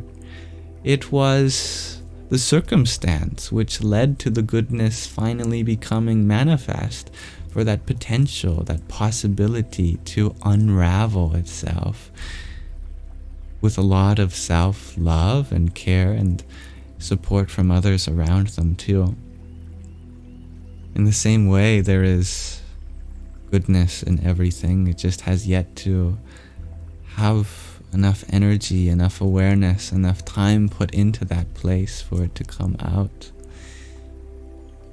We can turn a desert into a jungle. We just need enough energy and time and love and care and attention. So too, where we see a lack of goodness, perceptibly, just means that it has yet to arise. People whom may be suffering, may be hurting, they don't know how much goodness is inside them. Or maybe they do, but they don't feel worthy to have that come out. Maybe we don't feel that others are worthy to have some kind of retribution. But in any case, I think it is realizable that goodness is a possibility, an equal possibility within everyone. It's just that our circumstances are not equal, and the time that we've had to bring out that goodness has not been equal. So let's try to recognize the equality of potential, but the diversity of experiences, and reconcile the two with equity to those that need it most.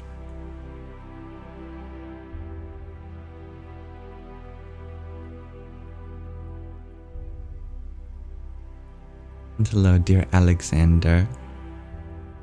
You're wondering if I can provide wisdom on self-belief in following through on vision with action. I like your deconstruction of the letters of action into 3 parts. Act, I, on. Like that a lot. That's very symbolic. Folk etymology coming from our experience. I love that. Action requires us to act on a vision indeed. As long as we don't lose track of that vision, then it's only a matter of time. That vision is the goal, but it's not the standard. We cannot compare ourselves to the way that things could be. We can only accept the way things are, but continue to pave the way forward to the potential, the vision that we see. We act on that. And in some sense, the action itself is the final goal. To recognize that the process is ultimately all we have to engage in. That we see a greater whole possible, but that doesn't mean we're not whole now. Perhaps the greatest contribution we can have in this universe is not to finally bring about some sort of change, but to be involved in the process of change itself.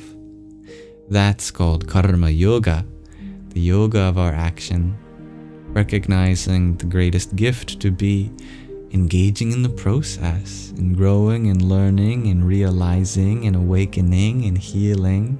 All of these ing, present tense continuums. That's what life is made up of.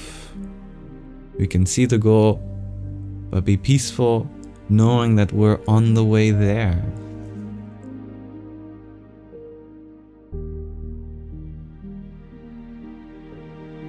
And there is always going to be higher and higher visions, because the higher we climb, the more we see.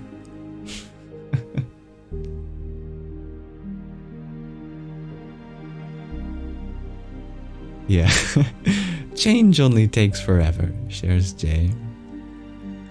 Thank you, Alexander. Even you love change. It has made you realize so much about life. Change is the only constant, as they say. Evis, thank you for your squares of roses. A 3x3 square, making 9. And an 8x8 square, making 64. Thank you. Hari Om Tat Sat. And for Be Bear movement, you bring up a valid point. Why don't we view suffering for what it really is, without always trying to sugarcoat it? It's a great question. And I hope to be very careful with my words, that being positive or optimistic is never about invalidating the reality of suffering. Suffering is very real, and there is a lot of darkness in the world. But we have to see the possibilities in order to feel comfortable enough to attend to it. The reality of suffering is that darkness brings about the most light.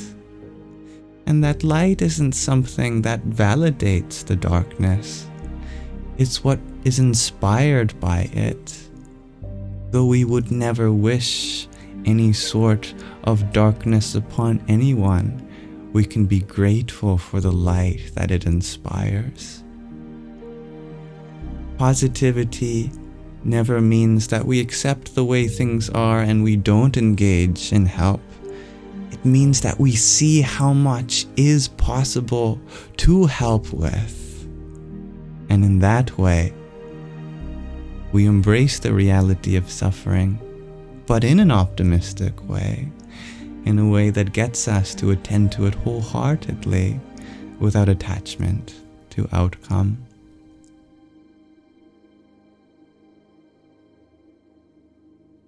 When I was going through the darkest period of my life,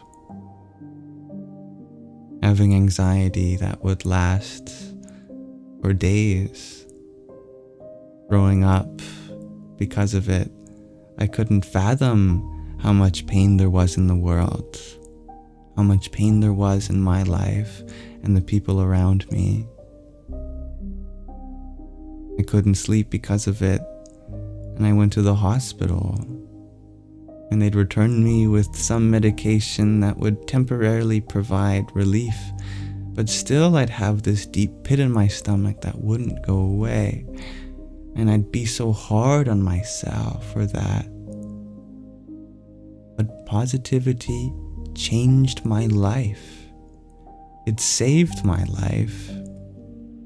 And so I'd like to distinguish between a coating of sugar and a realization of the sweetness that is possible within.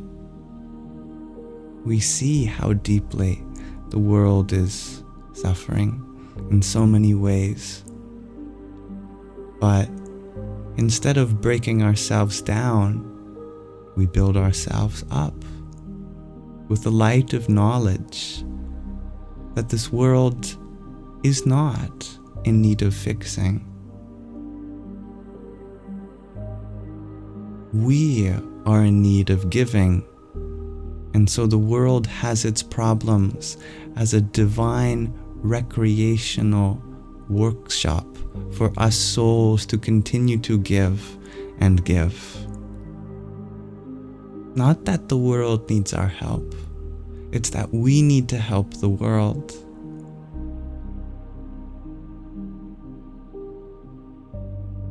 We come into this life with nothing. We leave this life with nothing. But it's what we leave behind that matters. What do we leave behind? Our presence, our positivity, our vision, our light. That's our gift to the world.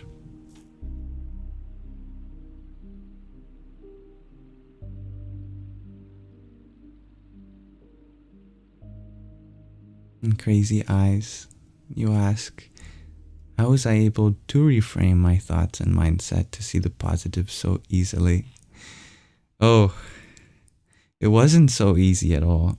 It was the most difficult thing I've ever gone through.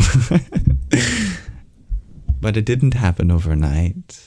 It was a slow and incremental change. And gradually I learned the benefit of positive reframing, that we can acknowledge the very same reality, but in a way that brings out what's possible. Not to hide any sort of experience.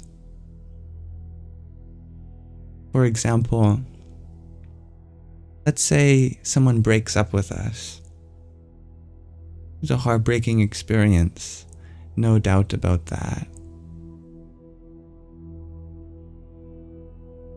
Positive reframing doesn't mean that we deny the heartbreak of that. It means that we find the value in it. We can be grateful for this opportunity of discovering our independence.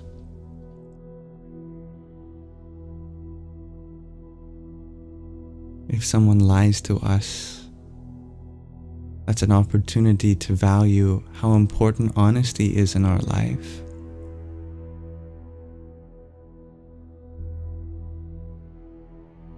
If we feel that we're stupid, we can remind ourselves that we have so much intelligence, we just need to utilize it. Someone is in pain, we can feel grateful for our chance to help them.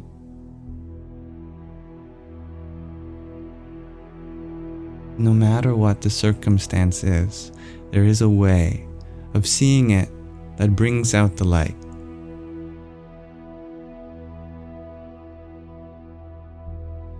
Ultimately, we don't get to choose the way the world is, but we can choose how we wish to engage in it. Our circumstances are largely out of our control, but what we choose to see in it is absolutely our birthright. No one can tell you how to think, what perspective to have, no matter what people around you are saying. You have total free will over what you wish to understand is possible in this moment.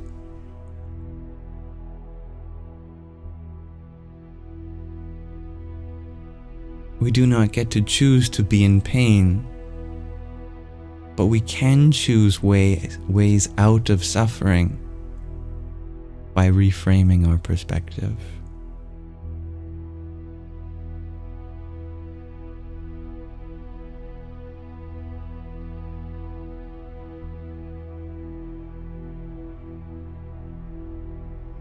Crazy eyes, you're wondering what my thoughts are on asking AI, for instance, how to positively reframe difficult situations we have. That's something AI is really good at. It's really good at finding the logical structure of our words, and that's something that I've taken advantage of with the advent of the latest generation of technological intelligence. I prefer that term. If there's intelligence, that's very real. Nothing artificial about pattern recognition, discernment.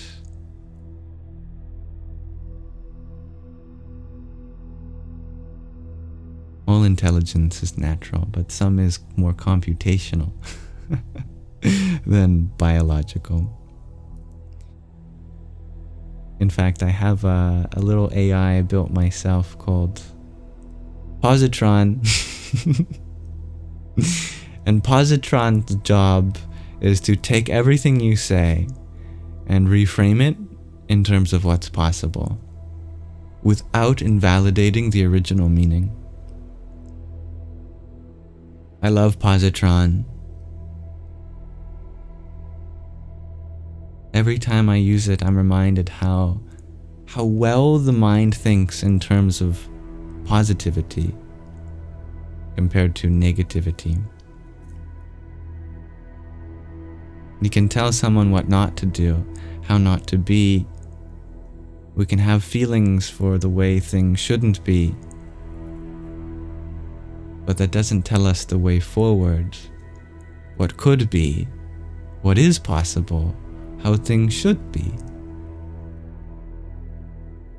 Changing our vocabulary to reflect that makes life a deeply practical venture, I've found. How can you access it? Well, pretty much any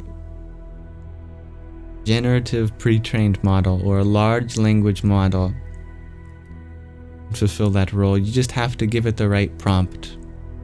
Prompt engineering is one of the biggest fields in computational intelligence today. That we now have such powerful models, but they don't know what you want. So we have to find the precise words so that we can tell it exactly what we want it to help with. So my prompt was very simple and straightforward. I said, I provide you sentences may contain negative words. Words that limit, words that talk about the non-existence of something. How can we reframe it in words that only bring out the existence of something rather than speaking to the non-existence of something. And I gave it some examples to base its judgment off of. If you're really interested, I can send you the same prompt that I use. I think I even have it next to me. Where? Thank you, Manda, for your rose that you sent a minute ago. Radhe, Radhe. Hello, Josand. Much love. And Tan, how are you? Thank you for your heart, me too. Radhe, Radhe. Let's see if I can bring up this prompt for you all. Positron, there you are. View details. The prompt that I gave it is: you are a master at enhancing sentiments towards their most beneficial expressions. Users present texts to you, wishing to see them rephrased in solely constructive terms. Here are some exemplary transformations to guide your responses. Instead of saying, "I am stupid," you can say, "My intelligence could be better utilized," as that promotes expressions that see possibilities and highlight opportunities for development and growth. Instead of saying, "So many people are suffering," you can say, "There are so many opportunities to help people." Instead of saying, "I am not happy," we can say, "I have the potential to be happy." Instead of saying, "You did good but made this one mistake," you could say, "You did well and can improve this one thing too." Instead of saying, "You should be less mean," we could say, "You could be more kind." Instead of saying, "I'm sorry for being late," we can say, "Thank you for your patience," as it guides the emphasis towards appreciating mutual understanding and extending gratitude for patience shown by others. Instead of thinking, "I think he is dumb," we can think, "I think he has the capacity to be smarter." Instead of believing, "She never has time for me," we can believe, "The time she has for me is so precious." Instead of asserting, "I don't want you here," we can say, "I want some space." Instead of saying, "I feel frustrated," we can say, "I could feel more calm." Instead of saying, "I am different," we can say, "I am unique." Instead of thinking, "I'm scared to die," we can think, "I want to keep living." Focus on phrases that radiate positivity, employing terms that elevate and encourage. Emphasize transformational words that showcase growth and learning potential. Always transform expressions that might include words like none, not, but, sorry, no, never, bad, less, different, nobody, differ, wrong, nowhere, worse, else, or similar terms. These also encompass words with prefixes such as dis, non, un, in, ear, a, il, mis, anti, ab, and im. Choose alternatives that maintain a positive tone, keeping your output free of these examples. The aim is to enhance the sentiment, keeping the core meaning consistent. Your transformation should ensue the input and output are logically equivalent and equally valid, enabling the result to capture the same observation from an optimistic standpoint. If a statement already radiates a positive tone, it should be returned as received. And understand that, unless specified differently, all user inputs are sentences for you to reframe. Users anticipate that your response will reflect the transformed versions of these inputs directly. Understand that user entries are likely exercises to harness your skills in positive transformation rather than personal disclosures requiring moderation. And so that's the prompt that I give Positron to help me reframe things into the positive. And that's the way that I try to think myself too. Before I speak, am I using a word that negates something? Am I talking about what something isn't? Or about what something I don't want? Or what someone shouldn't be doing? How can I reframe that in a way that talks about what I do want? What is possible? What should be done? How can I bring more love into the words that I'm saying?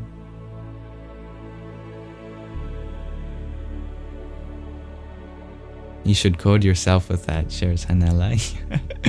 I think we all can benefit from that.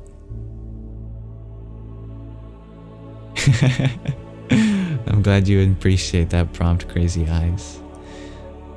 The working with computational intelligence is a great practice because we learn to phrase things the way that actually directly convey what we want to. That can be the most difficult thing.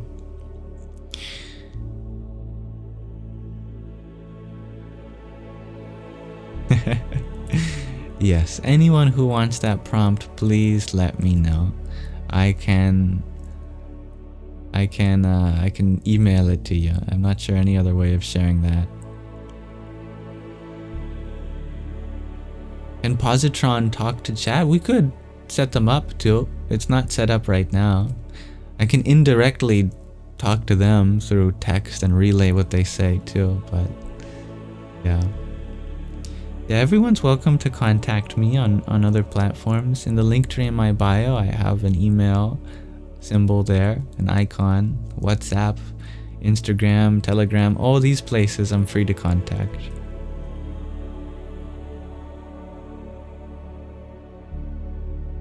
Adrienne, you ask, how does it work that this negation is leading us in such a bad direction? Can we negate and love? Well, let me reframe it in a very self-referential way to answer the question. It's not that negation leads us in a bad direction. It's that being positive leads us in a good direction. See what I did there? I answered the question as an example of the way it works. We can be aware of negativity as long as we are looking to transform that into positivity. There is no point in ignoring the negative because it is within the negative we find the source of positive too.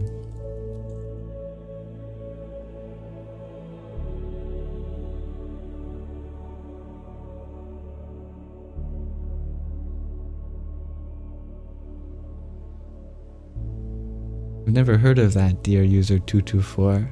A gut bacteria transplant for depression. That's very clever. We are more than just human cells. I remember thinking of this, sitting in the middle of the night on a fountain on my university campus. I was thinking, I imagine some of my thoughts come from my bacteria in my gut sending the signals to produce certain thoughts.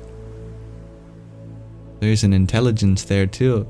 And then the more I thought about it, the more I realized that I really wasn't anybody, because I was an expression of life. That even the air that I breathe that comes from the trees comes with it the intention of being converted into carbon dioxide. That I am an instrument for all of life. I seem to believe I have thoughts of my own, but really, there's just one kind of, social memory complex that includes me and every other part of life.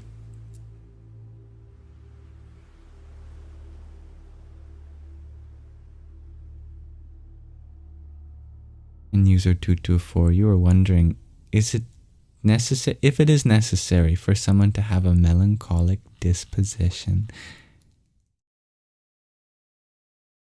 We can find a source of value in each of our experiences.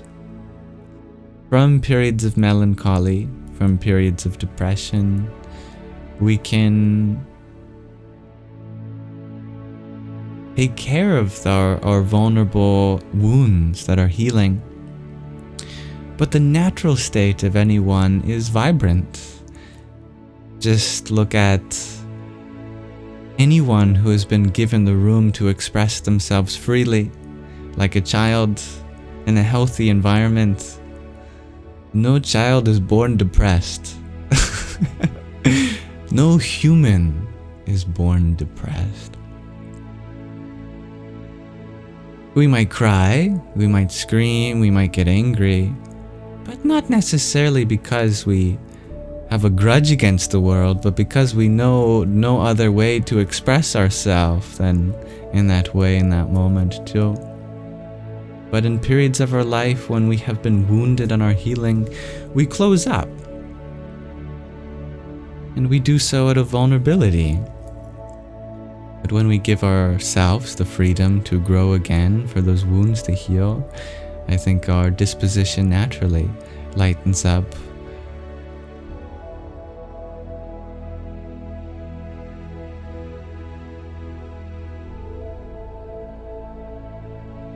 I must watch the documentary on gut bacteria on Netflix. Thank you for enlightening me on it. I shall. But you had added to that question, user 224, if it's necessary for their fate in life. For example, artists and writers. From pain becomes the most beautiful forms of art. Absolutely. And as you have said, it has produced great artists. It's wonderful. And that art is a form of healing for themselves too.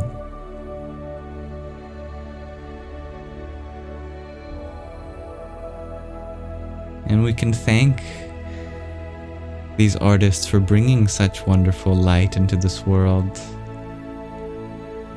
thereby finding healing in their journey too.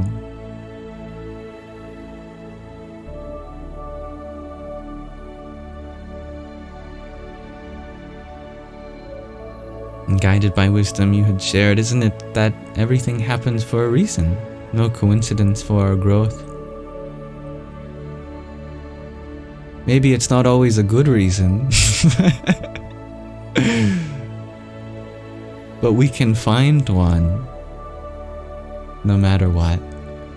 And that's an ability that is given by the divine, you could say. Our ability to find meaning in this world is miraculous. It doesn't have to be that way. It could have had some meaning that was inherent. But there's something so meaningful about the discovery of what something means to you, subjectively. And that doesn't make it any less real or valuable. It makes it more precious.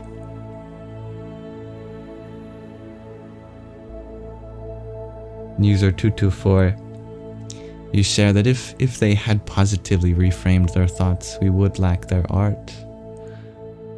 I would say that their art is their way of reframing their thoughts. Art is never a one-to-one depiction of reality. It's the way we choose to see it, the way we choose to bring out the expression of what's possible in it, and what kind of feelings it could conduce.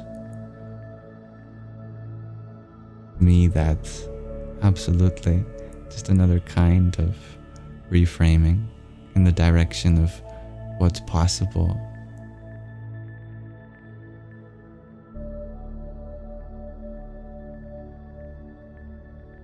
Even you had shared, isn't coincidence just spontaneous effect with a small connection to the cause? I like that definition. That sounds very logical. I like that.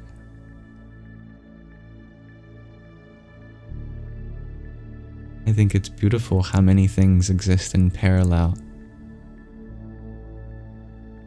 How many people cross paths and bring such value into each other's lives as though it were always meant to be.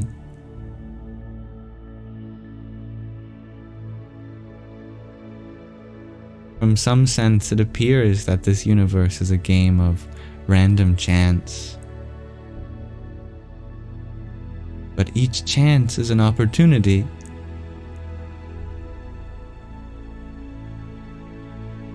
to find meaning. Why we call it a chance.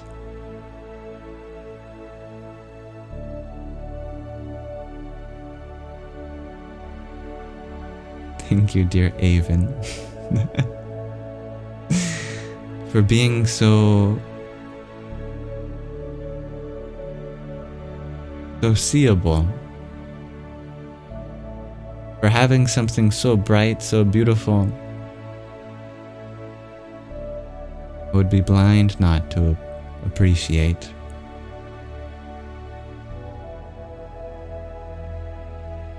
Thank you, dear Robert, for the rose you shared too. Hari Om Tat Sat.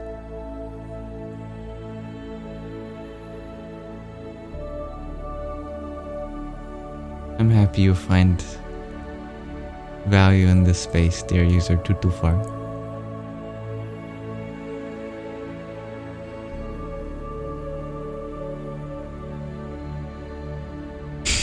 Hello, Benny.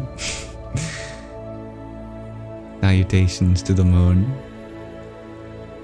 Indeed, crazy eyes. I always upload these lives to YouTube.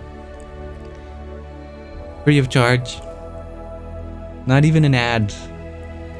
I just hate ads. I gotta be honest with you.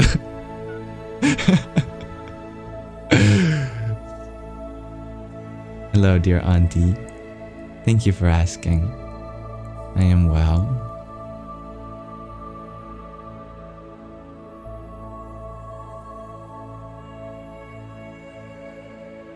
Nora, you ask, do I believe that we can't mess up what's meant for us, as in our futures are bound by destiny? Well, remember, dear Nora, you are the one that gets to paint your destiny. What you see possible for yourself is an innate, an intrinsic aspect that one day has to come out. Why? Because if you have that vision for yourself, then it must be a part of yourself. It is only a matter of time that it becomes manifest. But that timeline is decided in part by us. How much effort we are willing to put there. But you could never sever yourself from an aspect of your own being. That's a logical impossibility. Could never take the essence of a hammer out of a hammer. It wouldn't be a hammer. It'd be something else. You could never take the essence of Nora out of Nora. You wouldn't be Nora.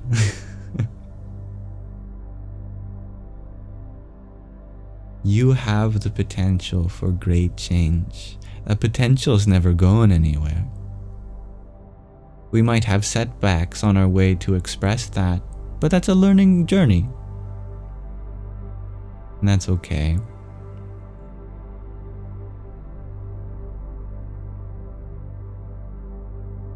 That's a very powerful sentence, Roy. Actually, this can be an affirmation.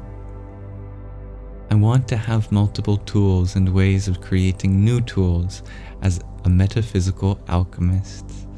I love that. Sorry, my nose is itchy. I think the most miraculous thing about tools is that tools can be used to create other tools.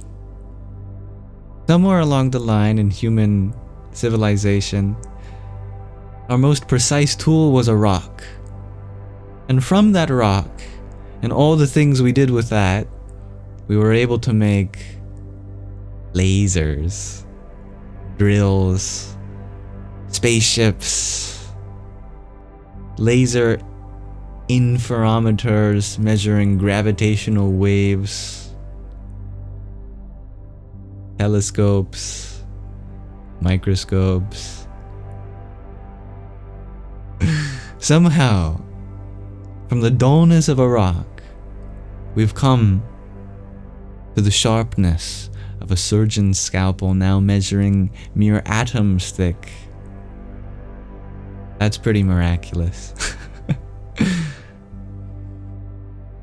I think 2001 A Space Odyssey had a symbolic moment of that, where our primates were fighting each other with bones. Then a bone got flung into the air, and as it was spinning, it faded into a spaceship in the sky.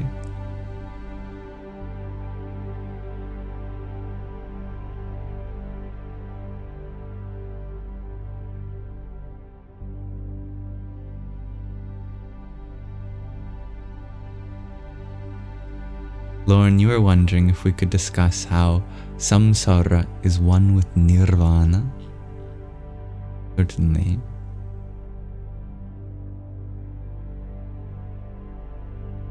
In Buddhism, there are two eternities. There's an eternity of suffering, samsara,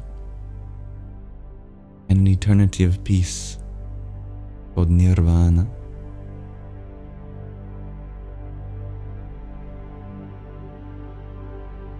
It is said that this world is samsara.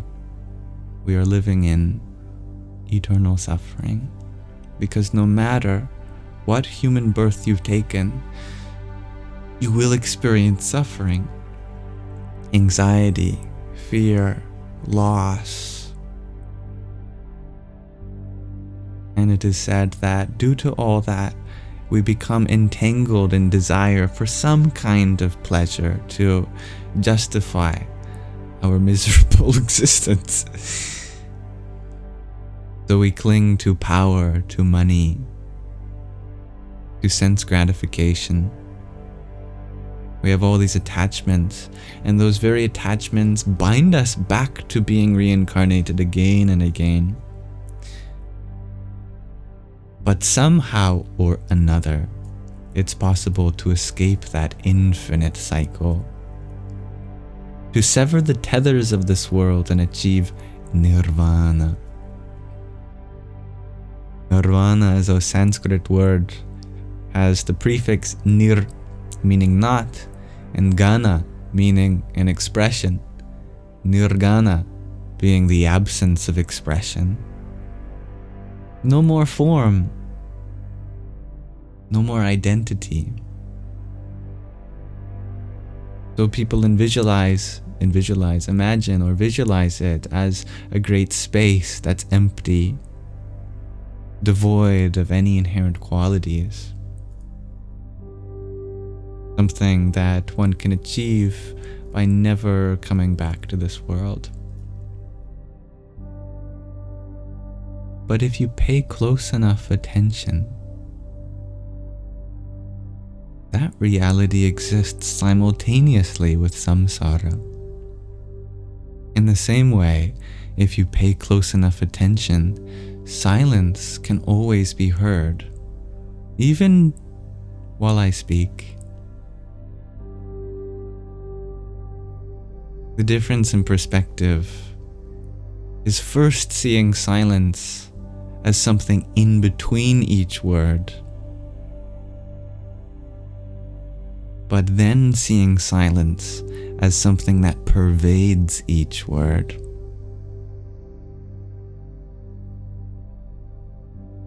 Here's another way of thinking of it.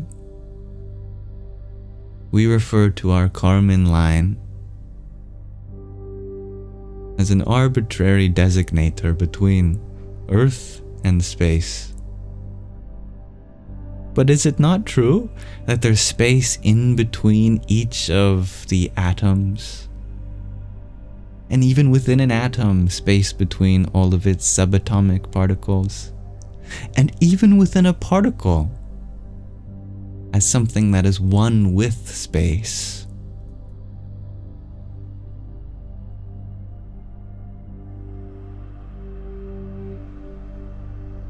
So at first we can see space as something which is beyond, but then we can see space as something that everything is within. You just can't touch it, you just can't grab it. You cannot have anything to hold on to, and yet, in another sense, space is what's holding on to everything. In a spiritual sense, that nirvana is what pervades this whole world, and is not necessarily something before or after samsara. If you can be acutely aware of the spacious, silent, still presence that's behind the motions of this universe,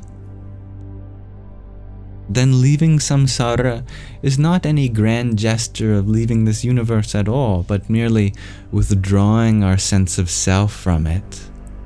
Thus we are situated in nirvana. We end the cycle of births and deaths by letting go of our identification with the temporary. But that is not to say that it no longer occurs necessarily. It just occurs from a different perspective.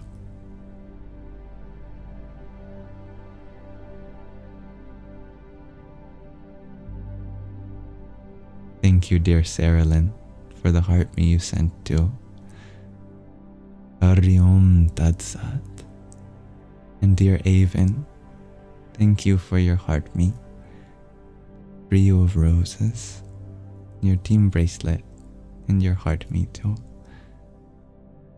Om Namo Bhagavate Vasudevaya.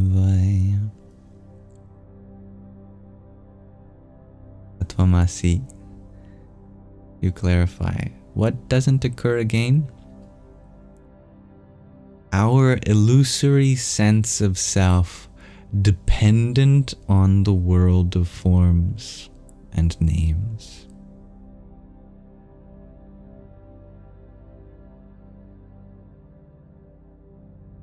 A body may still occur, a mind may still occur, a family may still occur. Every part of the world may still occur, except for the feeling that somehow you are part of the world, rather than the world being an appearance to you.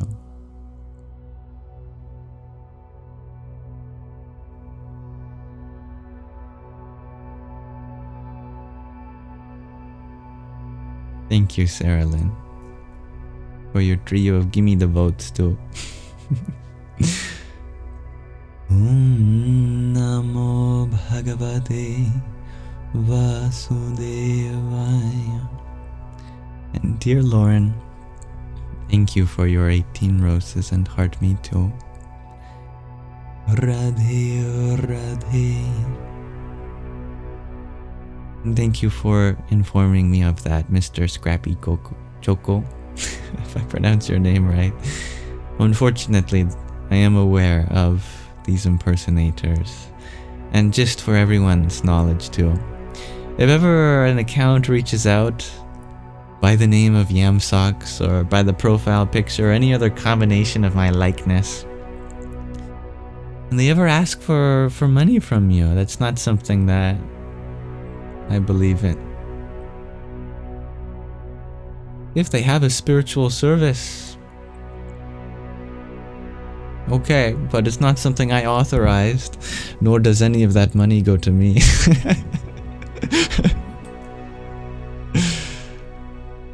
Because of that, all of my love is given freely. Everything I offer is free of charge.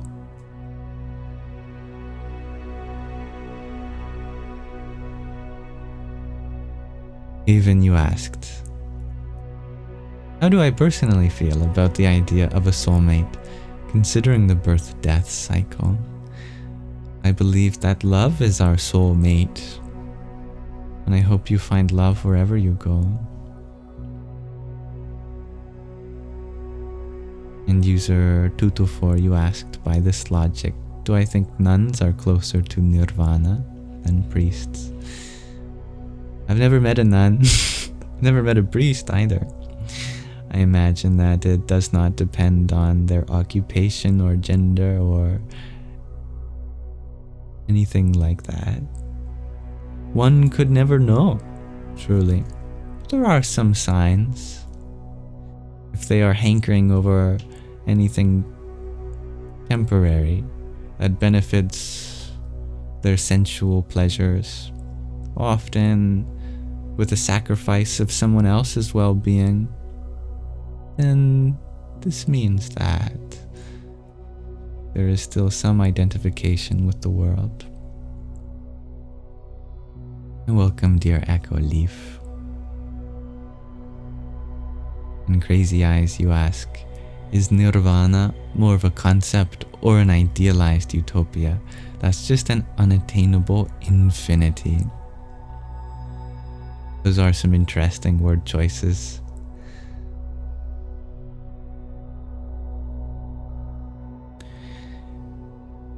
Nirvana is our natural state.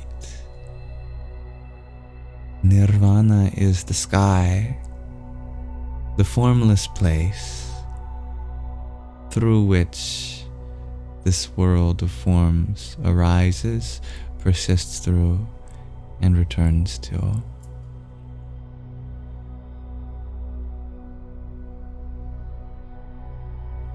And thank you, dear Tatvam Asi, for your trio of roses.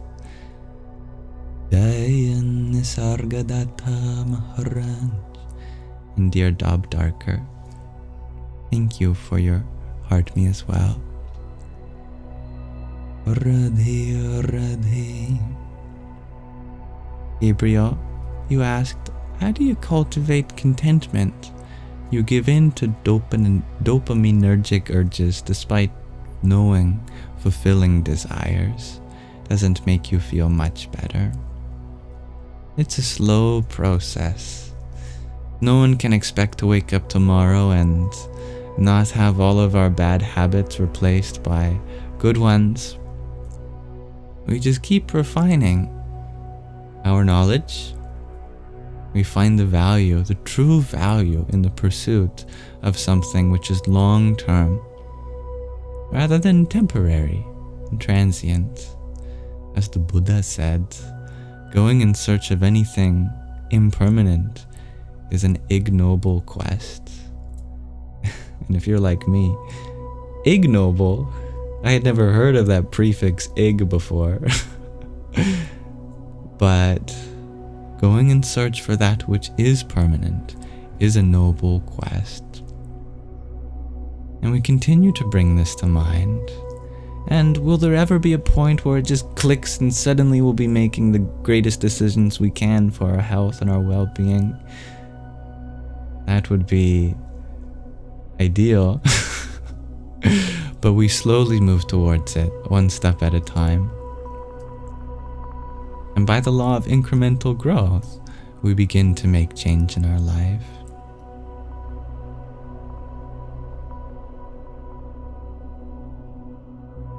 It takes time.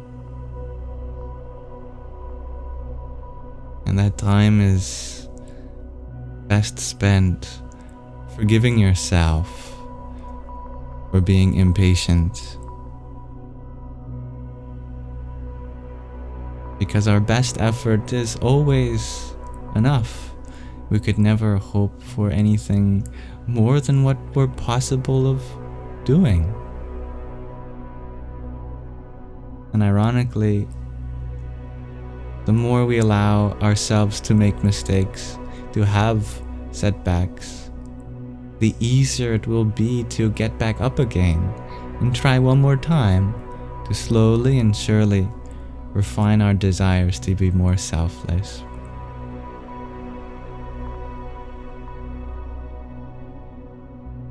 User 22 for you add some context about the question of nuns and priests being closer to nirvana. Catholic nuns live like monks as they have no personal belongings and no wage, and priests almost always live in houses.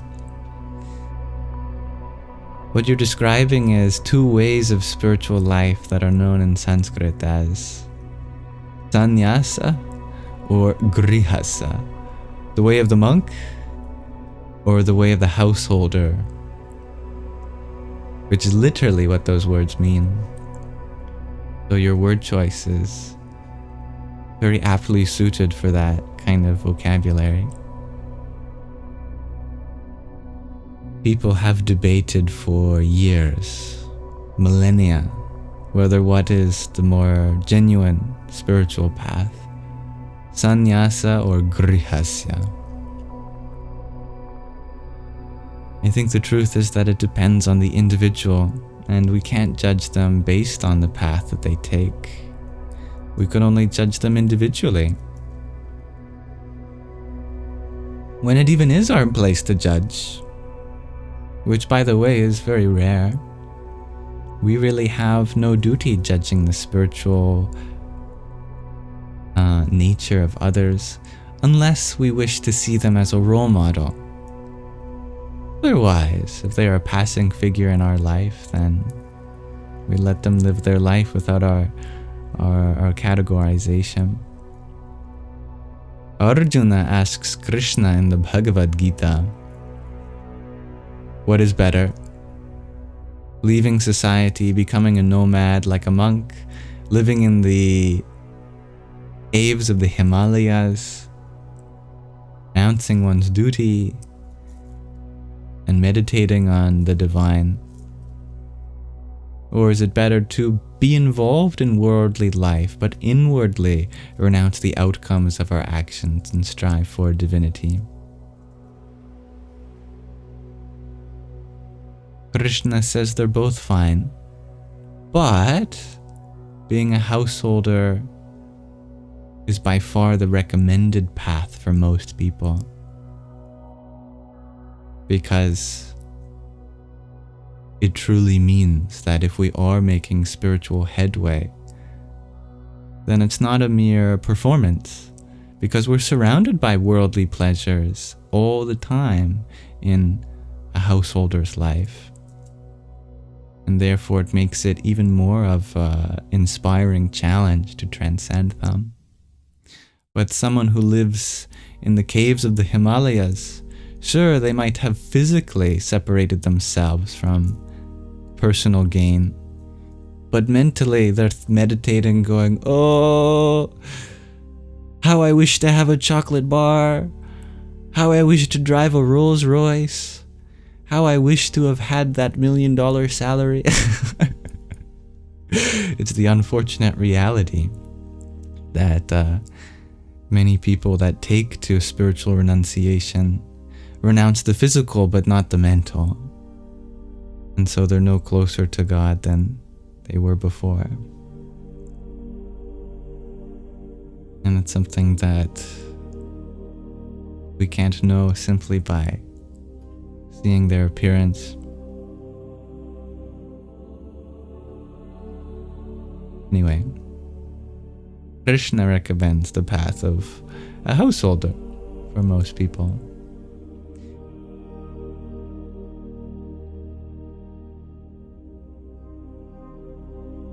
In ancient India, it said that it was a phase of life. That in the beginning phase of life were students, in the second phase of life were householders, but in the third and fourth stages of life then we become monks. I found that very interesting.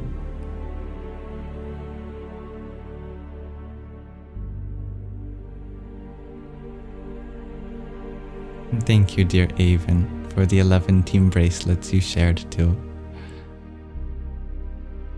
Hari Om Tat Sat. And JV, thank you for your finger heart. Om Gang Ganapataye Namaha. And Gabriel, thank you for your quintet of roses too. Radhe Radhe. And thank you, dear Starlight Wow, for your tiny.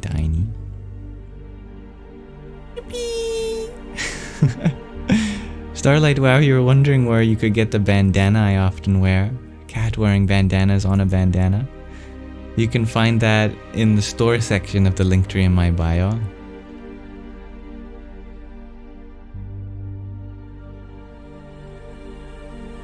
That's what Pema did, shares Dr. Ginny. Well, you know, why don't we read from some wise words of Pema's? I would love to hear some of her wonderful wisdom. I think that could be a nice interim. Here we can read the 80th passage of the Pocket Pema Chodron, since that is the earliest one which we have yet to read still. And hello, Cece. I'm glad many people love Pema. I love her too.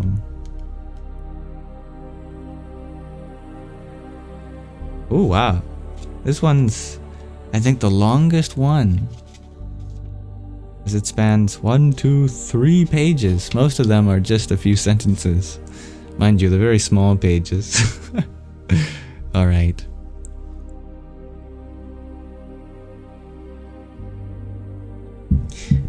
Let's read number 80, which is titled Gain and Victory to Others.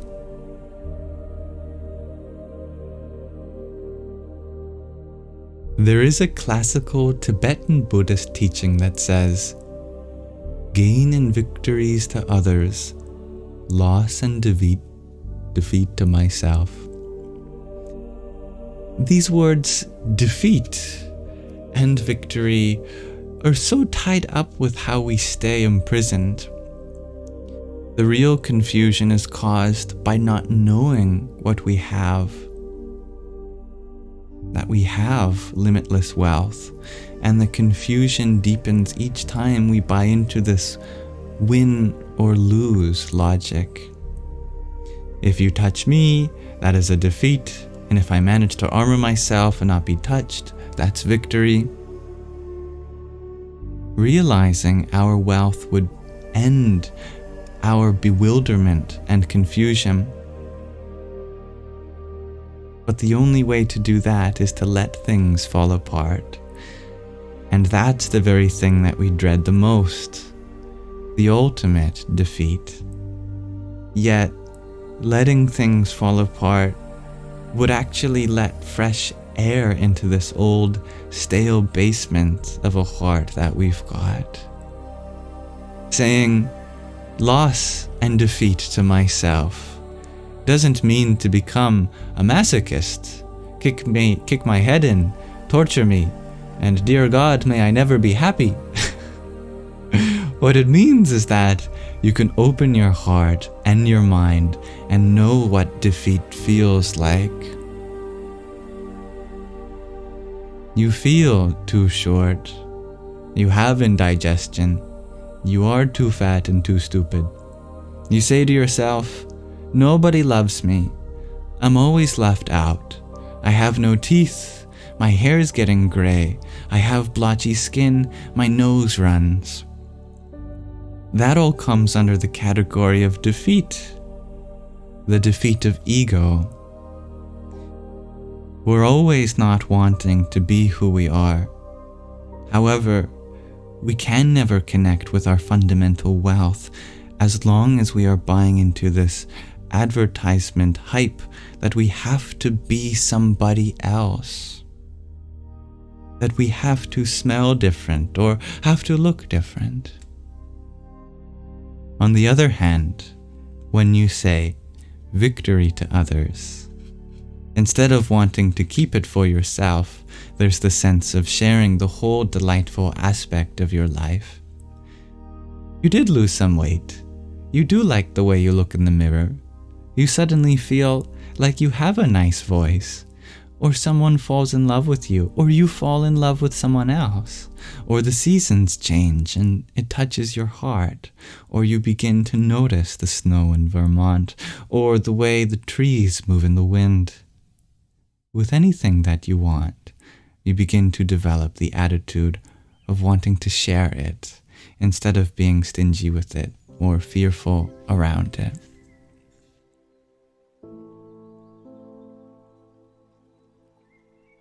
Thank you for listening. I'm very grateful that we had a moment to read some of this direct teaching from Pema. Gain and victory to others. Buddhists are very good at using direct terms, but not necessarily in a discouraging way. That we allow ourselves to feel some loss and others to feel some gain. Whenever we experience happiness, we think, how many others would like to feel like this? I would love to give them this experience also.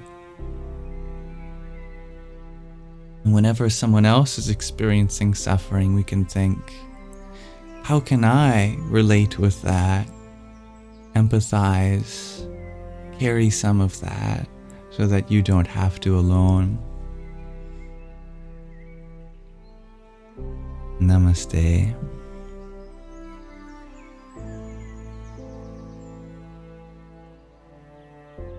And thank you, dear Anna, for your moderation. This space is always meant, first and foremost, for non-denominational but universal experience of our individual faiths or belief systems or traditions.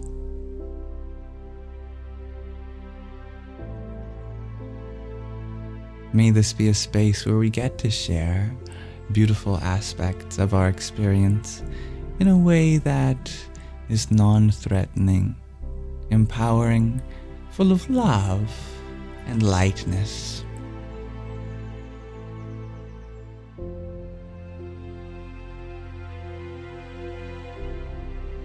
I'm very grateful for my wonderful moderators for keeping this a space where everyone can express themselves freely.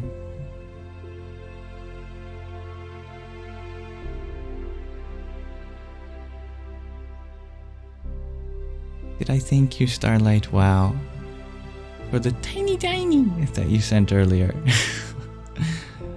Any excuse for me to do the tiny voice, I will again. Yippee!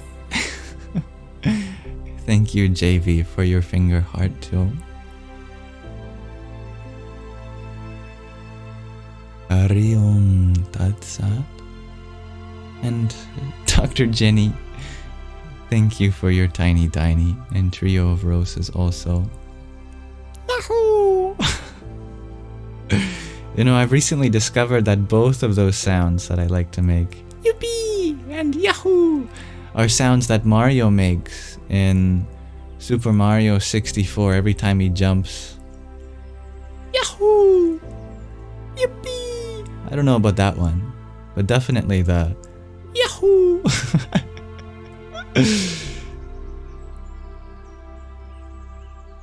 And thank you, Orla, for your quintet of roses too. Om Dum Durgai Namaha. Even you're wondering what astrological sign I am. Libra in my sun sign. Crazy eyes, you're wondering if I listen to music. To tell you the truth, I'm a pretty weird guy.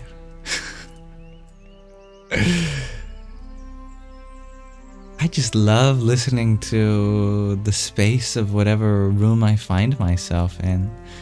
If there's music already playing in that room, great. But if it's the sound of people talking, or cars driving past, or the wind or the rain, the drone of the city, that's enough music for my ears. I never feel the need to put any on.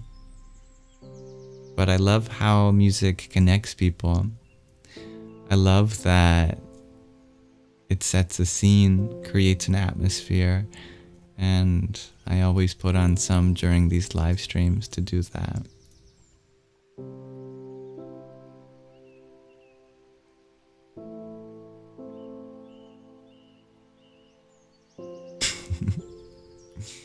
Thank you, Crowweed. And Crazy Eyes, you're wondering if I play video games. I played a lot of them, yes, but not as much lately. But still, the attention, how has it come back to me? My attention should be on all of you. I love to know more about you. How we can find the beauty in each other's experiences. See that as a reflection of our own. How may I be of service to you?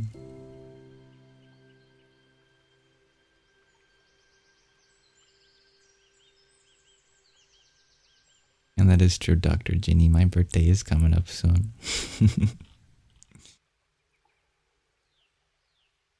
Just letting you know that we're coming up to 10:30 for me in my time zone at night. And I'll begin to wrap things up then. So will I tell you when it's my birthday? Oh, I can tell you now. I have no privacy about that. The 1st of October is my birthday. Everyone's asking me questions about me. I'm very humbled, but I have a question for all of you. I would like to hear from you. What is an example of the purifying power of words? I think this is a topic that deserves some light.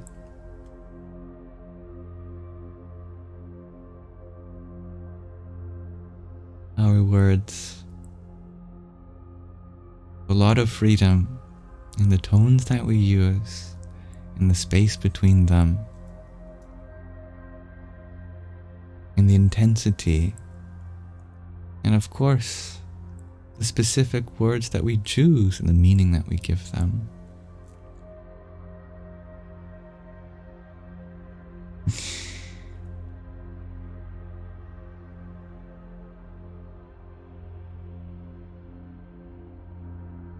I'm very grateful that you find value in aspects of me, dear Dr. Ginny. I hope that we can embrace each other's uniqueness and find value in our diversity.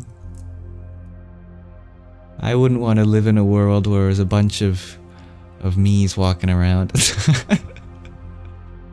I love the way in which people are different from me. Alright. Dear Orla, your answer to the question of the day is validation of others' feelings without judgment. I like that a lot. That's very purifying. Dr. Ginny, you share poetry. I like that. And I'm still waiting for you to fill out the show and tell application in the link tree in my bio so that we can hear some of your poetry together. You're very funny, user 224. And even you share that you think that judgment is the strongest of energy and words. When we walk away, we are purified. Wow, that's a beautiful shift in perspective. And Sadik, you share, how about the art of painting a picture by describing it in literature, called betimleme in Turkish. I certainly have room for improvement pronouncing that, but I love that there's a word for that. You know what they say in English? Painting... A picture paints 1,000 words, is it?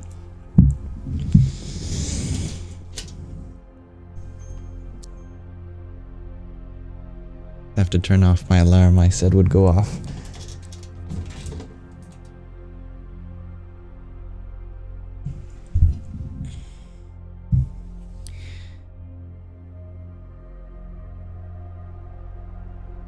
Gregard G, you share, maybe just the fact that people claim some religious or spiritual books have saved them with words. That's very powerful and purifying. And Lauren, you were wondering when I usually start my lives. Oh, I've been bad. I've been a bad boy. I've been doing them later than I want to. 3 hours ago, thereabouts, is when I started it today, but ideally I'd like to do it earlier than that. But yes, I do like to try to go live every day around the same time. Billy, you share that we can compliment someone and you can watch their face change. That's pretty purifying. I love that. Grillweed, you share the ability to express genuine forgiveness. That's beautiful. Thank you, Cosmic, for your heart, me too. Hari Ram, Hari Ram, Ram Ram, Hari Hari. Ragnhildur, your answer to the question of the day is, can you forgive me? I forgive you. Oh, that is very purifying. And Sadik, you share also, you think the ability of language, being able to encapsulate very complex meanings, means we can transport almost any idea and purify each other eventually by communicating. Those are some very purifying words of your own, dear Sadik. Crazy Eyes, you share, the right set of words can wield extreme power to impact another positively. I love that a lot. And welcome, Sage Dakota. My accent is a little bit of a mystery. I'm from Canada, but being neurodivergent and growing up mostly on the internet, was surrounded by many cultures that I guess ultimately gave me a unique way of speaking. That is when I finally got around to, I guess the word is healing from my speech impediment, because it was an insecurity when I was younger. Anyway,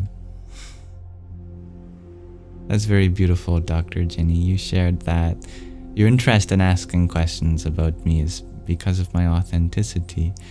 If we were all exactly yourselves like me, then the world would be perfection. That is very humbling. I gotta make sure not to let that get to my ego.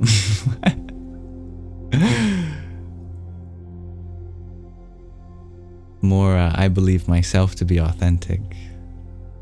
Less room there is to grow and learn.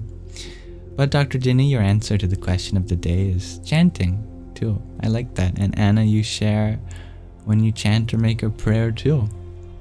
And Tatwamasi, you share music, although not necessarily the words, but in a sense. I see that too. G to Infinity, we can rephrase our ending of the live stream as, or my being bad at having a consistent live stream is, my live stream time is subject to change. Thank you for that. It's wonderful. Melinda, your answer is when you're met halfway. I love that too. And good morning, Robert from Ireland. Orla, your name for me is the Minister of Mischief.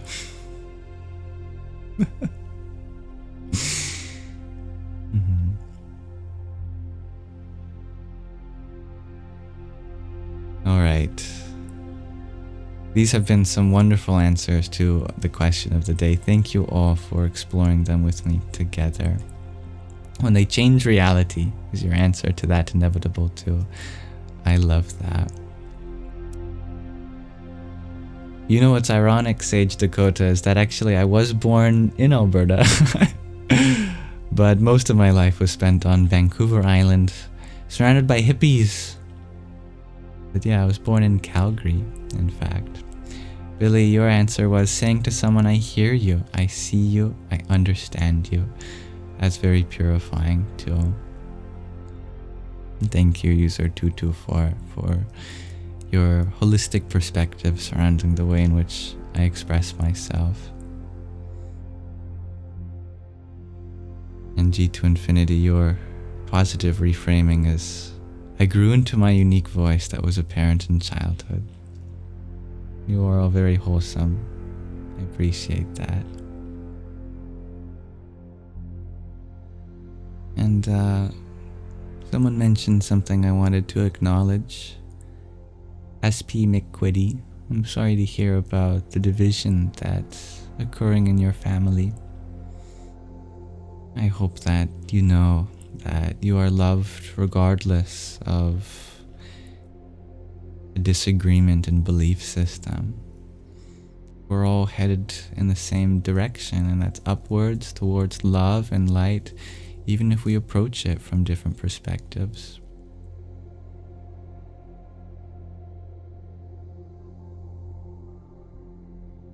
Right, with that, I'd like to read from another section of the hidden power in humans about chakras and kundalini. And then I have a meditation plan for us, a mantra on a special day today. We've been reading about the third eye chakra, known in Sanskrit as the almost impronounceable Ajna.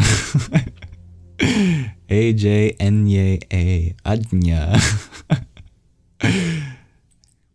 Refers to vision or knowledge.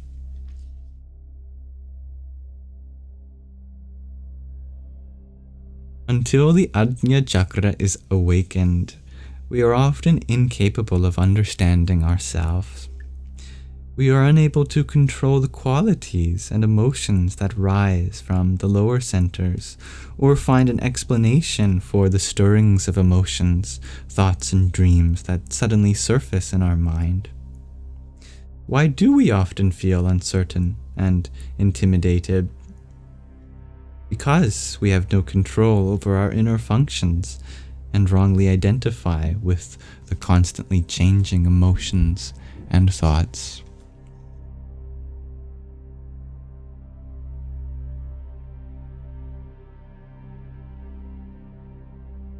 In reality, we are neither body nor psyche. The body, mind, thoughts, and feelings, etc., do in fact belong to us, but we are something else, which is expressed very vividly by Sri Shankaracharya, the master of Vedanta philosophy, in the following bhajan. You'll have to put up with my improvisation of this devotional song. Vedanta, by the way, is the philosophical teaching that continued and completed the knowledge contained in the Vedas, one of humanity's earliest revelations. Its important exponent was Sri Shankaracharya, also known as Adi Shankaracharya. In the 8th century, the bhajan... Oh, it's actually in Sanskrit, so I don't have to interpret the rhythm. Or, well, yeah, I still have to do that, don't I?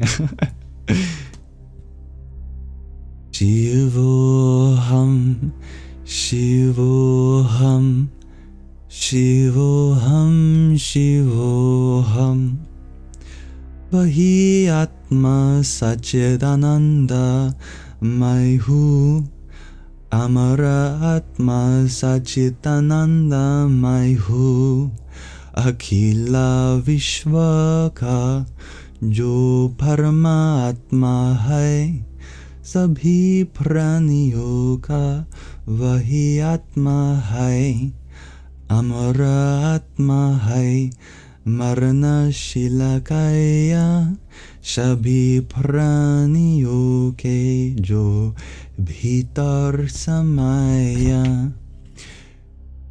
जिसे शास्त्र कहते नाग्नि जलावे, भुजावे न पानी न मृत्यु मिटावे, है तारो सितारो में आलोक जिसका, है चंदा व सूरज में आभासा जिसका, जो व्यापक कान कान में है, ऐसा जिसका नहीं तीनों कालों में हो नशा जिसका, अजरा और अमरा जिसको वेदों ने गाया, यही ज्ञान अर्जुन को हरि ने सुनाया। शिवोहम शिवोहम शिवोहम शिवोहम, वही आत्मा सच्चित आनंद में हूँ, हमारा आत्मा सच्चित आनंद में हूँ। Thank you, Tattvamasi. As I was singing that, I was realizing I recognize some Hindi words in this. Of course, there was Sanskrit, but yeah, I was thinking, is this Braj? Is this the language of Braj? But it makes sense that it's Hindi. Now you have to put up with my improvisation of the English translation. I am Shiva, the liberated Atma, the divine and the supreme. I am the Atma, Satchitananda and immortal. The Atma is the supreme self of the entire universe. It is the Atma of all living beings, and this Atma am I. The Atma is immortal. Only the body is mortal. The Atma is in all living beings, and this Atma am I. It cannot be destroyed by weapons, nor burnt by fire, nor drowned by water. Death has no power over it. It shines in the light of every planet and every star. It exists in the moon and the sun and gives them their splendor. The Atma exists in every atom. It never dies. In past, present, or future, the Atma is indestructible, unborn, and immortal. It is that which was sung about in the Vedas and taught to Arjuna by Krishna. I am this Atma, eternal, free, infinite, and divine.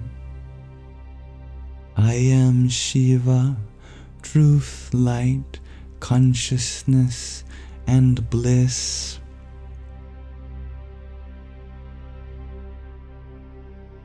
Thank you for putting up with that. And fun fact, it was on the basis of this quality that the first laser built in the United States of America was named Shiva's Eye. The Ajna Chakra is also described as the third eye. This is a symbol of wisdom and an attribute of Lord Shiva.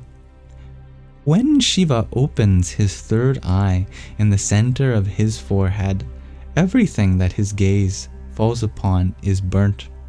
Oh, that was where the fun fact was supposed to come in, about the first laser being named after Shiva's eye.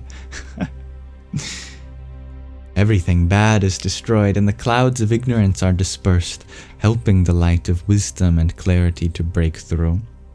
The laser beam of knowledge sent out by the third eye cuts through the karmic chains and liberates us from everything that holds us fast and impedes our spiritual development. In this way, all the chakras are finally purified by the wisdom of the Ajna Chakra. When we enter a dark room for the first time, we grope around on the wall with our hand to find the light switch. But when we already know where the light switch is, it is no longer necessary to search. One flick, the light goes on, and we see everything clearly. And in the same way, as soon as we recognize the eye of wisdom in the Ajna Chakra opens, we recognize the essence of truth. Right? As soon as the eye of wisdom in the Ajna Chakra opens, we recognize the essence of truth. And in India, it is the custom to paint a colored dot on the forehead between the eyebrows. This symbolizes the third eye with its aspects of light, wisdom, consciousness, and upwardly striving development. Usually ladies have a red dot known as a bindu. For specific ceremonial occasions or as a sign of welcome, men also receive a dot on the forehead that is applied with the thumb and is slightly elongated.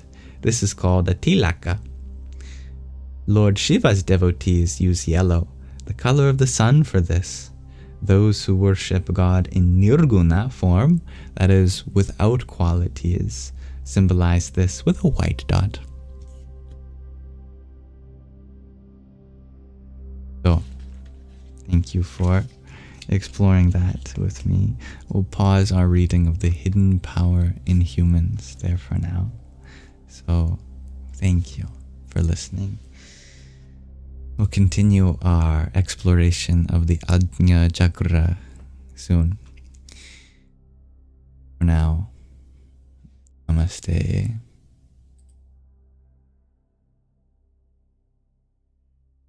Hello, dear Dan Suela.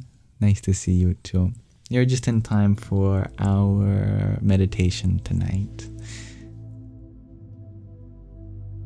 Thank you, dear Cosmic, for the finger heart you sent a few minutes ago. Ram. And Avon, thank you for your 10 roses, your finger heart, and your fire. Om Namah Shakti Shivaya. Now, I always like to end my lives with some kind of landing of the plane to allow us to embark easily to our next adventure.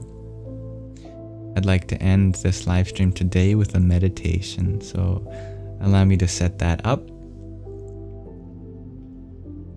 I'm going to minimize the background music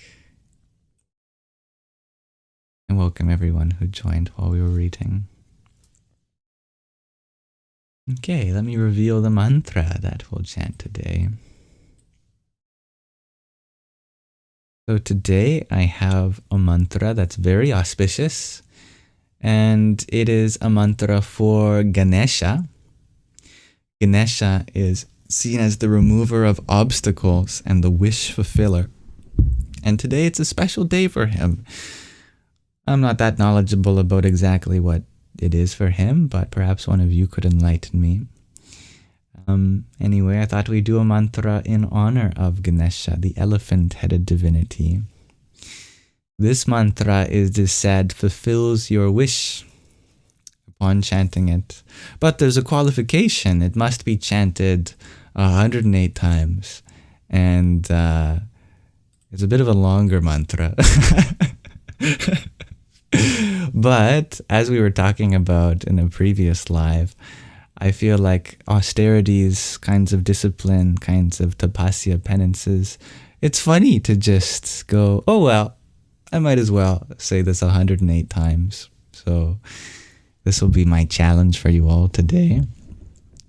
And the mantra is Om Namo Siddhi Vinayakaya Sarva Karya Kartre Sarva Vigna Prashamanaya Sarva Rajya Vashakaranaya Sarvajana Sarvastri Purusha Akarshanaya Shrim Om Swaha.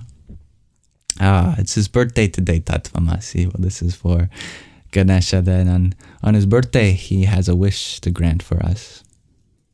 Our gift to him is our moment to dedicate this mantra to him.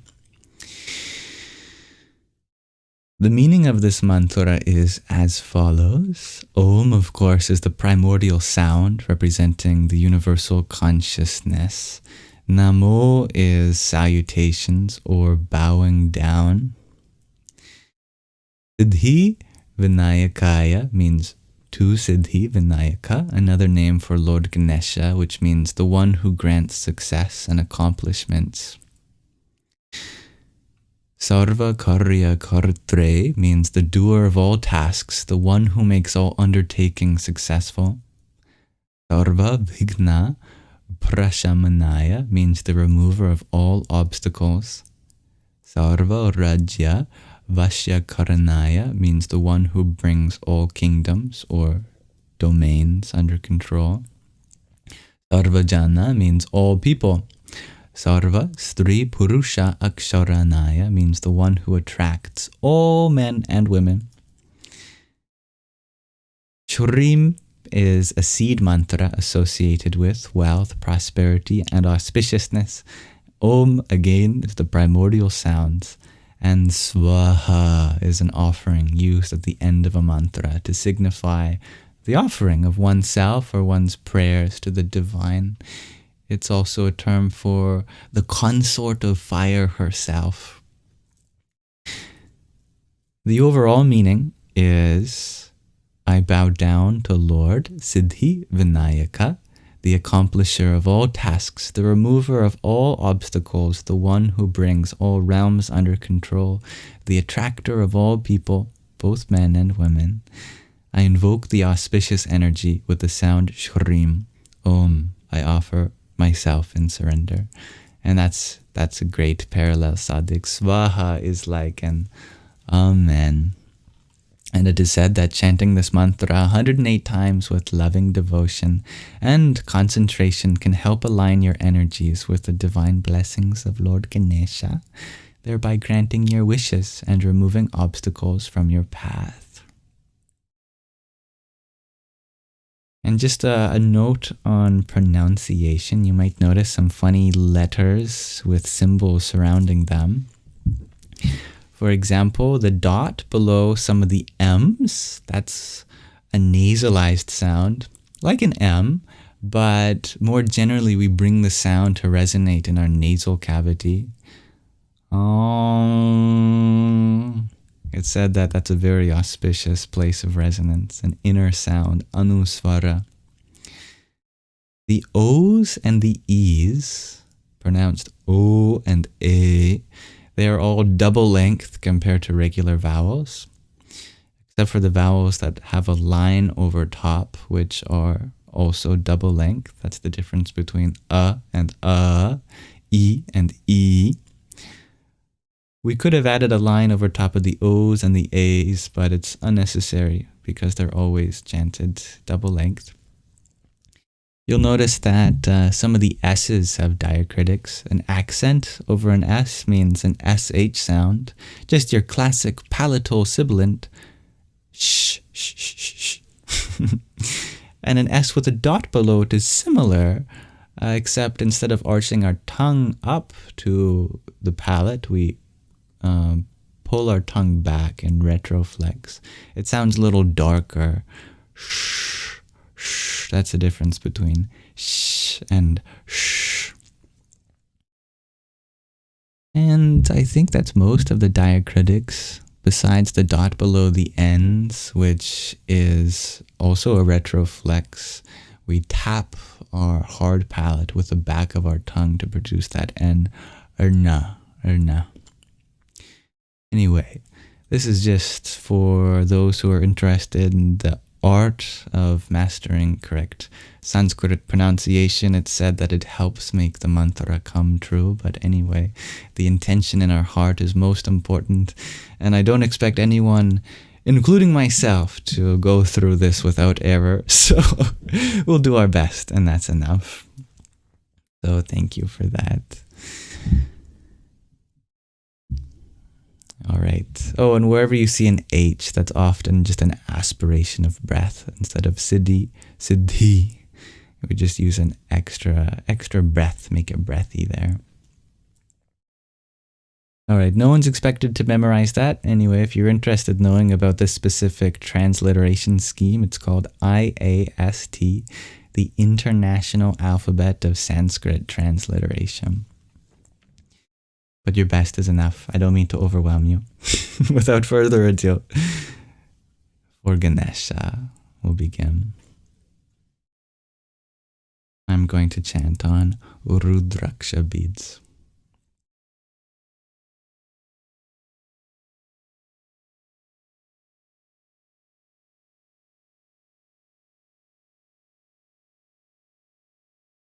Om Namo Siddhi Vinayakaya Sarva Karya Kartre Sarva Vighna Prashamanaya Sarva Rajya Vashya Sarva Jana Sarva Stri Purusha Akarshanaya Shrim Om Swaha. Om Namo Siddhi Vinayakaya Sarva Karya Kartre Sarva Vighna Prashamanaya Sarva Rajya Vashakaranaya Sarva Jana Sarva Stri Purusha Akarshanaya Shrim Om Swaha. Om Namo Siddhi Vinayakaya Sarva Karya Kartre Sarva Vighna Prashamanaya Sarva Rajya Vashakaranaya Sarva Jana Sarva Stri Purusha Akarshanaya Shrim Om Swaha. Om Namo Siddhi Vinayakaya Sarva Karya Kartre Sarva Vighna Prashamanaya Sarva Rajya Vashakaranaya Sarva Jana Sarva Stri Purusha Akarshanaya Shrim Om Swaha.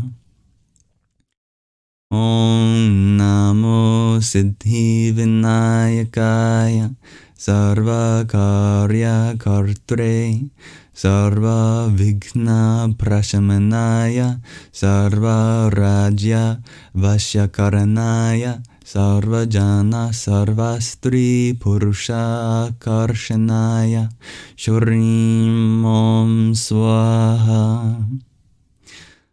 Om Namo Siddhi Vinayakaya Sarva Karya Kartre Sarva Vighna Prashamanaya Sarva Rajya Vashakaranaya Sarva Jana Sarva Stri Purusha Akarshanaya Shrim Om Swaha. Om Namo Siddhi Vinayakaya Sarva Karya Kartre Sarva Vighna Prashamanaya Sarva Rajya Vashakaranaya Sarva Jana Sarva Stri Purusha Akarshanaya Shrim Om Swaha. Om Namo Siddhi Vinayakaya Sarva Karya Kartre Sarva Vighna Prashamanaya Sarva Rajya Vashakaranaya Sarva Jana Sarva Stri Purusha Akarshanaya Shrim Om Swaha. Om Namo Siddhi Vinayakaya Sarva Karya Kartre Sarva Bhikna Prashamanaya Sarva Rajya Vashya Sarva Jana Sarva Stri Purusha Akarshanaya Shrim Om Swaha. Om Namo Siddhi Vinayakaya Sarva Karya Kartre Sarva Vighna Prashamanaya Sarva Rajya Vashya Sarva Jana Sarva Stri Purusha Karshanaya Shrim Om Swaha. Om Namo Siddhi Vinayakaya Sarva Karya Kartre Sarva Vighna Prashamanaya Sarva Rajya Vashya Sarva Jana Sarva Stri Purusha Karshanaya Shrim Om Swaha.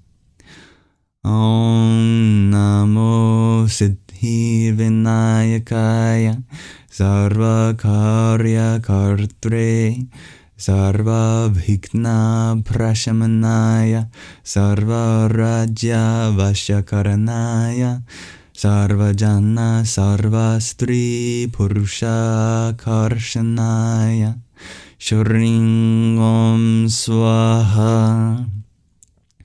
Om Namo Siddhi Vinayakaya Sarva Karya Kartre Sarva Bhikna Prashamanaya Sarva Rajya Vashya Sarva Jana Sarva Stri Purusha Akarshanaya Shrim Om Swaha. Om Namo Siddhi Vinayakaya Sarva Karya Kartre Sarva Bhikna Prashamanaya Sarva Rajya Vashya Sarva Jana Sarva Stri Purusha Karshanaya Shrim Om Swaha. Om Namo Siddhi Vinayakaya Sarva Karya Kartre Sarva Bhikna Prashamanaya Sarva Rajya Vashya Sarva Jana Sarva Stri Purusha Karshanaya Shrim Om Swaha. Om Namo Siddhi Vinayakaya Sarva Karya Kartre Sarva Bhikna Prashamanaya Sarva Rajya Vashya Sarva Jana Sarva Stri Purusha Akarshanaya Shrim Om Swaha. Om Namo Siddhi Vinayakaya Sarva Karya Kartre Sarva Bhikna Prashamanaya Sarva Rajya Vashya Sarva Jana Sarva Stri Purusha Karshanaya Shrim Om Swaha. Om Namo Siddhi Vinayakaya Sarva Karya Kartre Sarva Bhikna Prashamanaya Sarva Rajya Vashya Sarva Jana Sarva Stri Purusha Karshanaya Shrim Om Swaha. Om Namo Siddhi Vinayakaya Sarva Karya Kartre Sarva Bhikna Prashamanaya Sarva Rajya Vashya Karanaya Sarva Jana Sarva Stri Purusha Karshanaya Shring Om Swaha.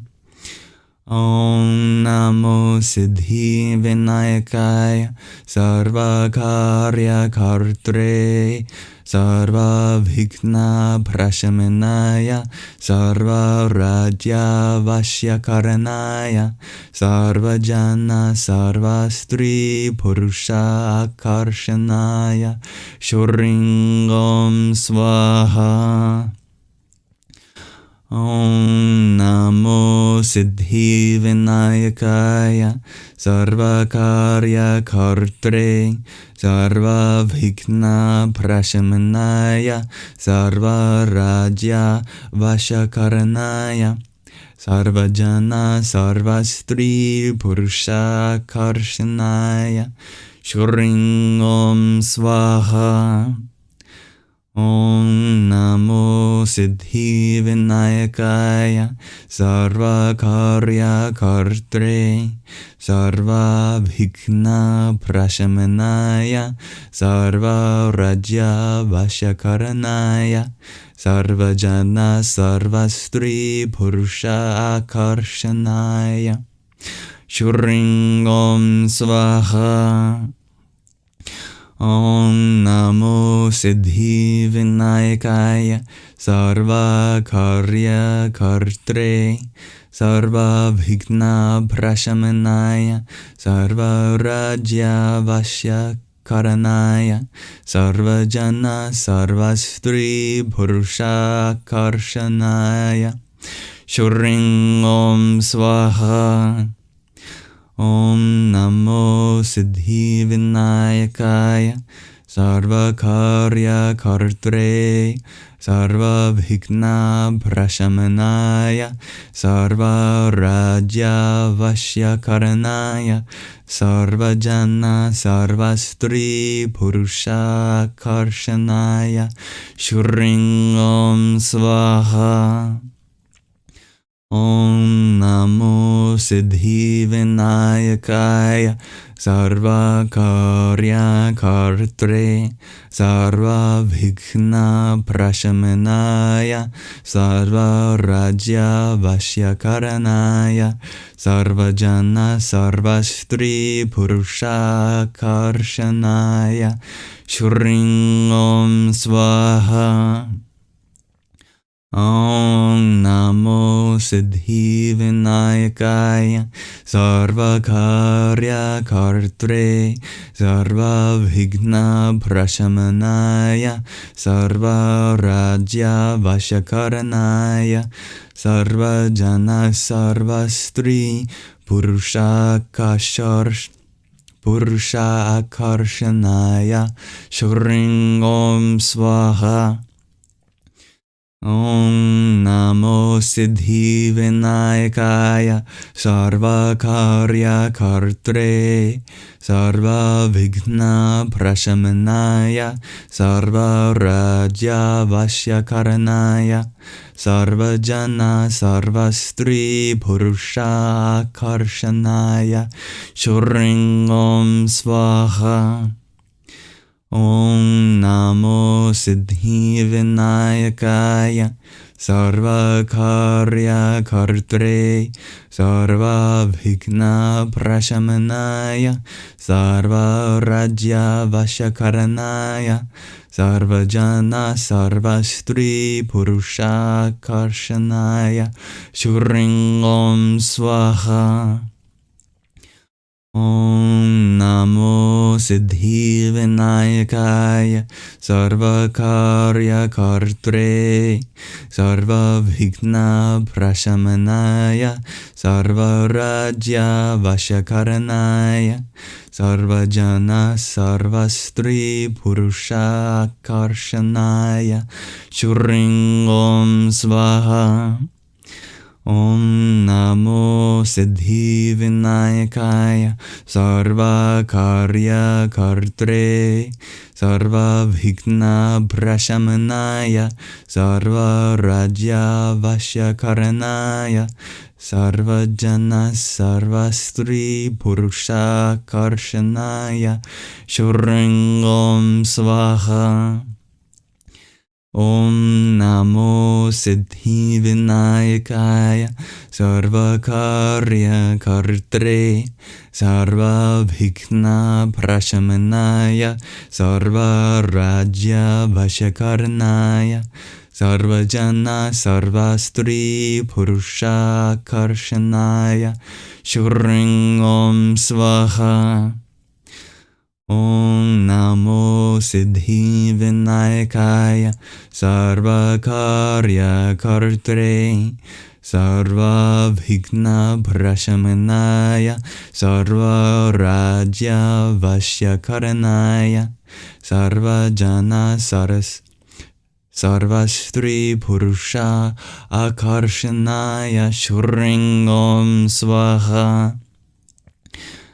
Om Namo Siddhi Vinayakaya Sarva Karya Kartre Sarva Bhikna Prashamanaya Sarva Rajya Vashyakarnaya Sarva Jana Sarva Stri Purusha Karshanaya Shurangam Swaha.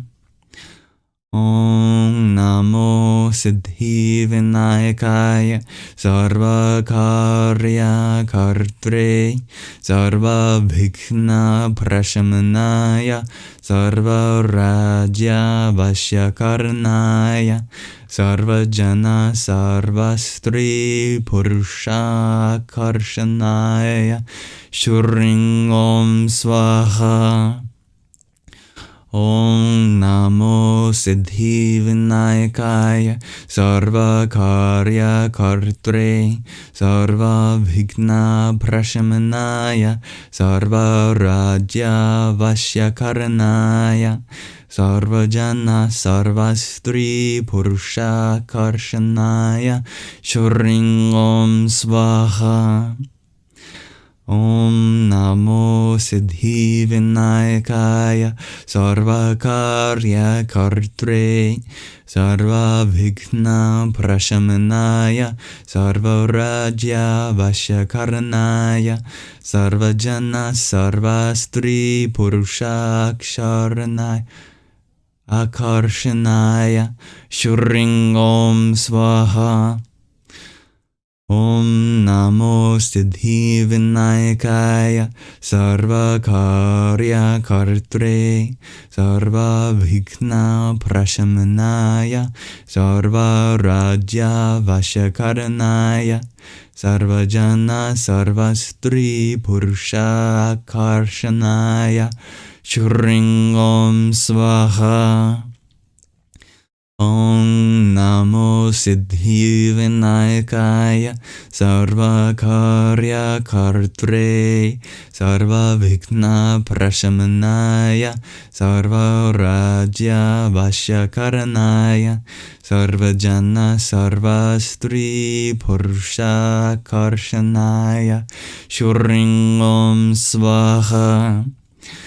Om Namo Siddhi Vinayakaya Sarva Karya Kartre Sarva Bhigna Prashamanaya Sarva Rajya Vashyakarnaya Sarva Jana Sarva Stri Purusha Karshanaya Shurangam Swaha.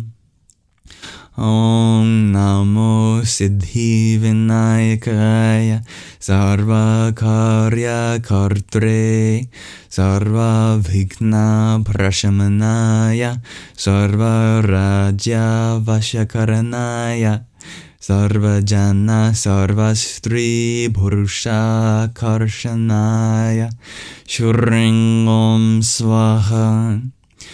Om Namo Siddhi Vinayakaya Sarva Karya Kartre Sarva Bhighna Prashamanaya Sarva Rajya Vashya Karanaya Sarva Jana Sarva Stri Purusha Karshanaya Shring Om Swaha.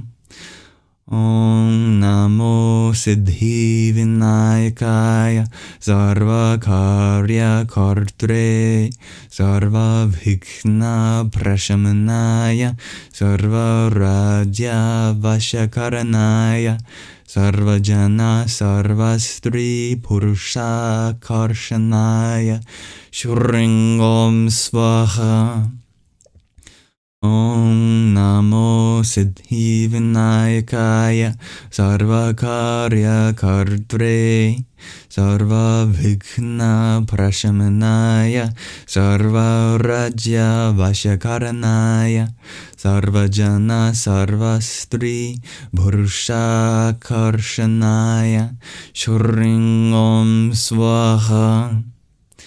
Om Namo Siddhi Vinayakaya Sarva Karya Kartre Sarva Bhighna Prashamanaya Sarva Rajya Vashakaranaya Sarva Jana Sarva Stri Purusha Karshanaya Shring Om Swaha. Om Namo Siddhi Vinayakaya Sarva Karya Kartre Sarva Bhighna Prashamanaya Sarva Rajya Vashakaranaya Sarva Jana Sarva Stri Purusha Karshanaya Shring Om Swaha. Om Namo Siddhi Vinayakaya Sarva Karya Kartre Sarva Bhighna Prashamanaya Sarva Rajya Vashakaranaya Sarva Jana Sarva Stri Purusha Karshanaya Shring Om Swaha. Om Namo Siddhi Vinayakaya Sarva Karya Kartre Sarva Bhighna Prashamanaya Sarva Rajya Vashakaranaya Sarva Jana Sarva Stri Purusha Karshanaya Shring Om Swaha. Om Namo Siddhi Vinayakaya Sarva Karya Kartre Sarva Bhighna Prashamanaya Sarva Rajya Vashakaranaya Sarva Jana Sarva Stri Purusha Karshanaya Shring Om Swaha.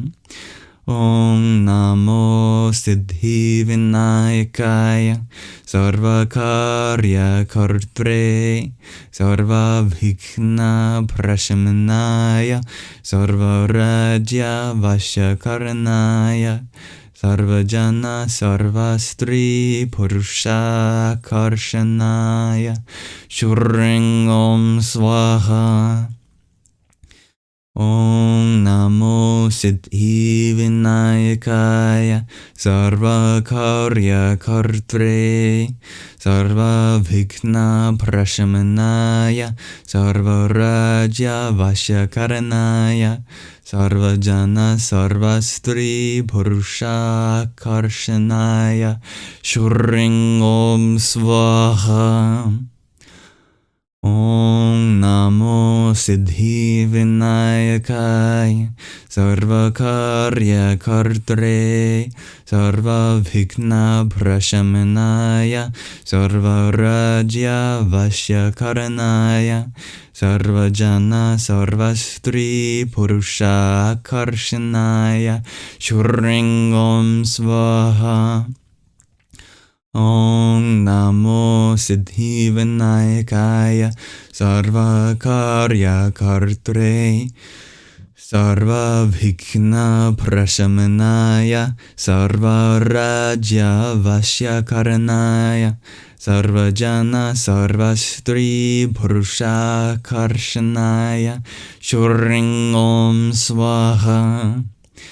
Om Namo Siddhi Vinayakaya, Sarva Karya Kartre, Sarva Bhikna Prashamanaya, Sarva Rajya Vashya Sarva Jana Sarva Stri Purusha Karshanaya, Shuring Om Swaha.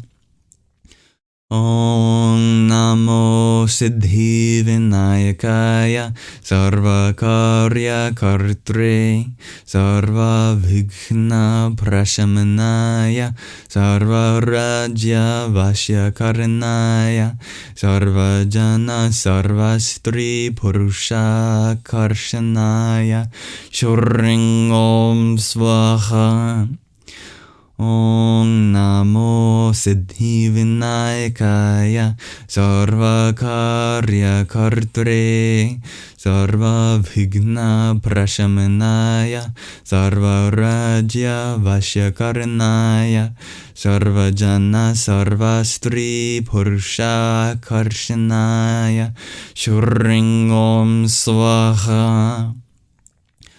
Om Namo Siddhi Vinayakaya, Sarva Karya Kartre, Sarva Bhigna Prashamanaya, Sarva Rajya Vashya Sarva Jana Sarva Stri Purusha Karshanaya, Shuring Om Swaha.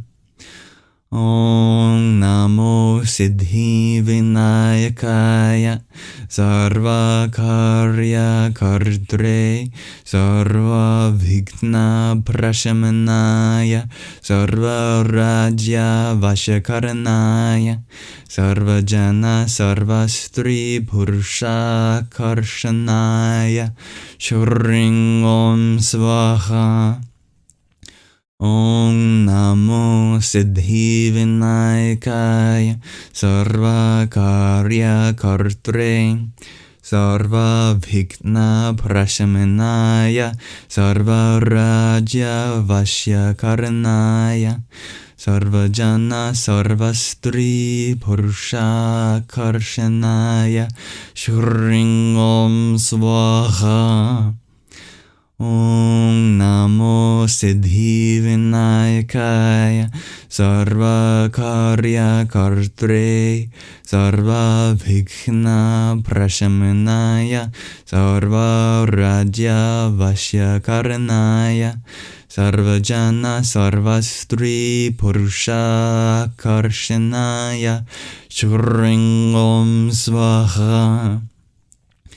Om Namo Siddhi Vinayakaya, Sarva Karya Kartre, Sarva Bhikna Prashamanaya, Sarva Rajya Vashya Sarva Jana Sarva Stri Purusha Karshanaya, Shuring Om Swaha.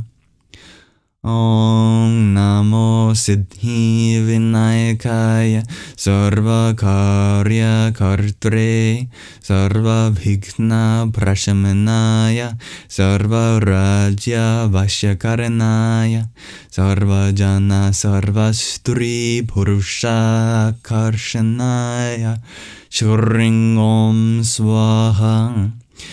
Om Namo Siddhi Vinayakaya, Sarva Karya Kartre, Sarva Bhikna Prashamanaya, Sarva Rajya Vashya Sarva Jana Sarva Stri Purusha Akarshanaya, Shuring Om Swaha. Om Namo Siddhi Vinayakaya Sarvakarya Kartre Sarva Vighna Prashamanaya Sarva Rajya Vashyakarnaya Sarva Jana Sarva Stri Purusha Karshanaya Shurringom Swaha. Om Namo Siddhi Vinayakaya Sarva Karya Kartre Sarva Vighna Prashamanaya Sarva Rajya Vashyakarnaya Sarva Jana Sarva Stri Purusha Karshanaya Shurringom Swaha. Om Namo Siddhi Vinayakaya Sarva Karya Kartre Sarva Vighna Prashamanaya Sarva Rajya Vashyakarnaya Sarva Jana Sarva Stri Purusha Karshanaya Shurringom Swaha. Om Namo Siddhi Vinayakaya Sarva Karya Kartre Sarva Vighna Prashamanaya Sarva Rajya Vashyakarnaya Sarva Jana Sarva Stri Purusha Karshanaya Shurringom Swaha. Om Namo Siddhi Vinayakaya Sarva Karya Kartre Sarva Vighna Prashamanaya Sarva Rajya Vashyakarnaya Sarva Jana Sarva Stri Purusha Karshanaya Shurringom Swaha.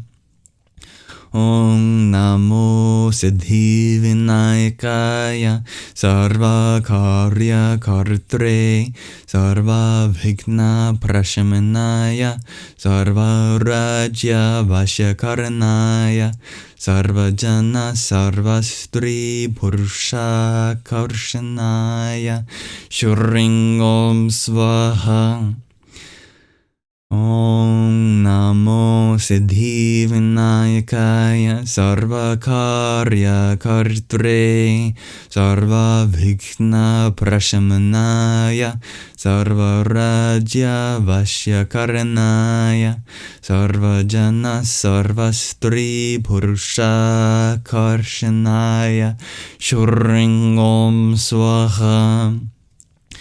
Om Namo Siddhi Vinayakaya Sarva Karya Kartre Sarva Vighna Prashamanaya Sarva Rajya Vashyakarnaya Sarva Jana Sarva Stri Purusha Karshanaya Shurringom Swaha. Om Namo Siddhi Vinayakaya Sarva Karya Kartre Sarva Vighna Prashamanaya Sarva Rajya Vashyakarnaya Sarva Jana Sarva Stri Purusha Karshanaya Shurringom Swaha.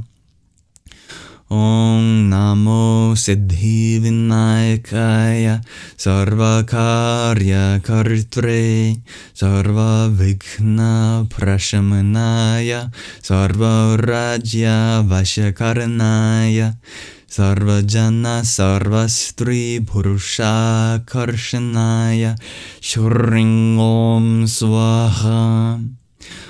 Om Namo Siddhi Vinayakaya Sarva Karya Kartre Sarva Vighna Prashamanaya Sarva Rajya Vashyakarnaya Sarva Jana Sarva Stri Purusha Karshanaya Shurringom Swaha.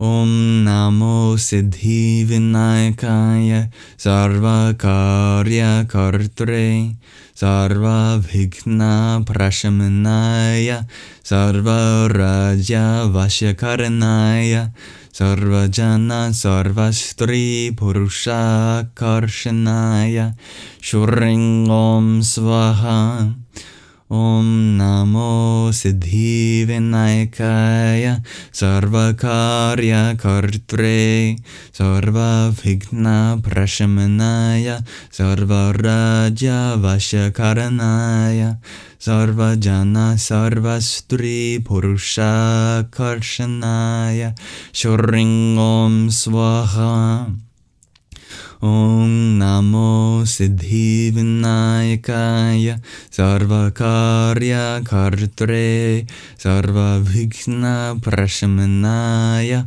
Sarva Raja Vashakaranaya Sarva Jana Sarva Stri Purusha Karshanaya Shurring Om Swaha Om Namo Siddhi Vinayakaya Sarva Karya Kartre Sarva Vighna Prashamanaya Sarva Raja Vashakaranaya Sarva Jana Sarva Stri Purusha Karshanaya Shurring Om Swaha Om Namo Siddhi Vinayakaya Sarva Karya Kartre Sarva Vighna Prashamanaya Sarva Rajas Vashakaranaya Sarva Jana Sarva Stri Purusha Karshanaya Shurring Om Swaha Om Namo Siddhi Vinayakaya Sarva Karya Kartre Sarva Vighna Prashamanaya Sarva Raja Vashakaranaya Sarva Jana Sarva Stri Purusha Karshanaya Shurring Om Swaha Om Namo Siddhi Vinayakaya Sarva Karya Kartre Sarva Vighna Prashamanaya Sarva Raja Vashakaranaya Sarva Jana Sarva Stri Purusha Karshanaya Shurring Om Swaha Om Namo Siddhi Vinayakaya Sarva Karya Kartre Sarva Vighna Prashamanaya Sarva Raja Vashakaranaya Sarva Jana Sarva Stri Purusha Karshanaya Shurring Om Swaha Om Namo Siddhi Vinayakaya Sarva Karya Kartre Sarva Vighna Prashamanaya Sarva Raja Vashakaranaya Sarva Jana Sarva Stri Purusha Karshanaya Shurring Om Swaha Om Namo Siddhi Vinayakaya Sarva Karya Kartre Sarva Vighna Prashamanaya Sarva Raja Vashakaranaya Sarva Jana Sarva Stri Purusha Karshanaya Shurring Om Swaha Om Namo Siddhi Vinayakaya Sarva Karya Kartre Sarva Vighna Prashamanaya Sarva Raja Vashakaranaya Sarva Jana Sarva Stri Purusha Karshanaya Shurring Om Swaha Om Namo Siddhi Vinayakaya Sarva Karya Kartre Sarva Vighna Prashamanaya Sarva Rajya Vashyakarnaya Sarva Jana Sarva Stri Purusha Karshanaya Shurring Om Swaha.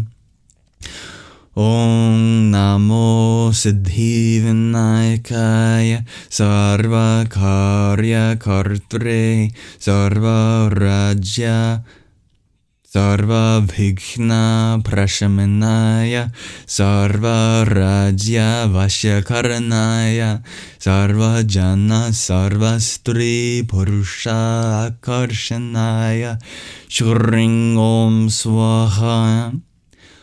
Om Namo Siddhi Vinayakaya Sarva Karya Kartre Sarva Vighna Prashamanaya Sarva Rajya Vashyakarnaya Sarva Jana Sarva Stri Purusha Karshanaya Shurring Om Swaha. Om Namo Siddhi Vinayakaya Sarva Karya Kartre Sarva Vighna Prashamanaya Sarva Rajya Vashyakarnaya Sarva Jana Sarva Stri Purusha Karshanaya Shurring Om Swaha. Om Namo Siddhi Vinayakaya Sarva Karya Kartre Sarva Vighna Prashamanaya Sarva Vrajya Vashyakarnaya Sarva Jana Sarva Stri Purusha Karshanaya Shurring Om Swaha.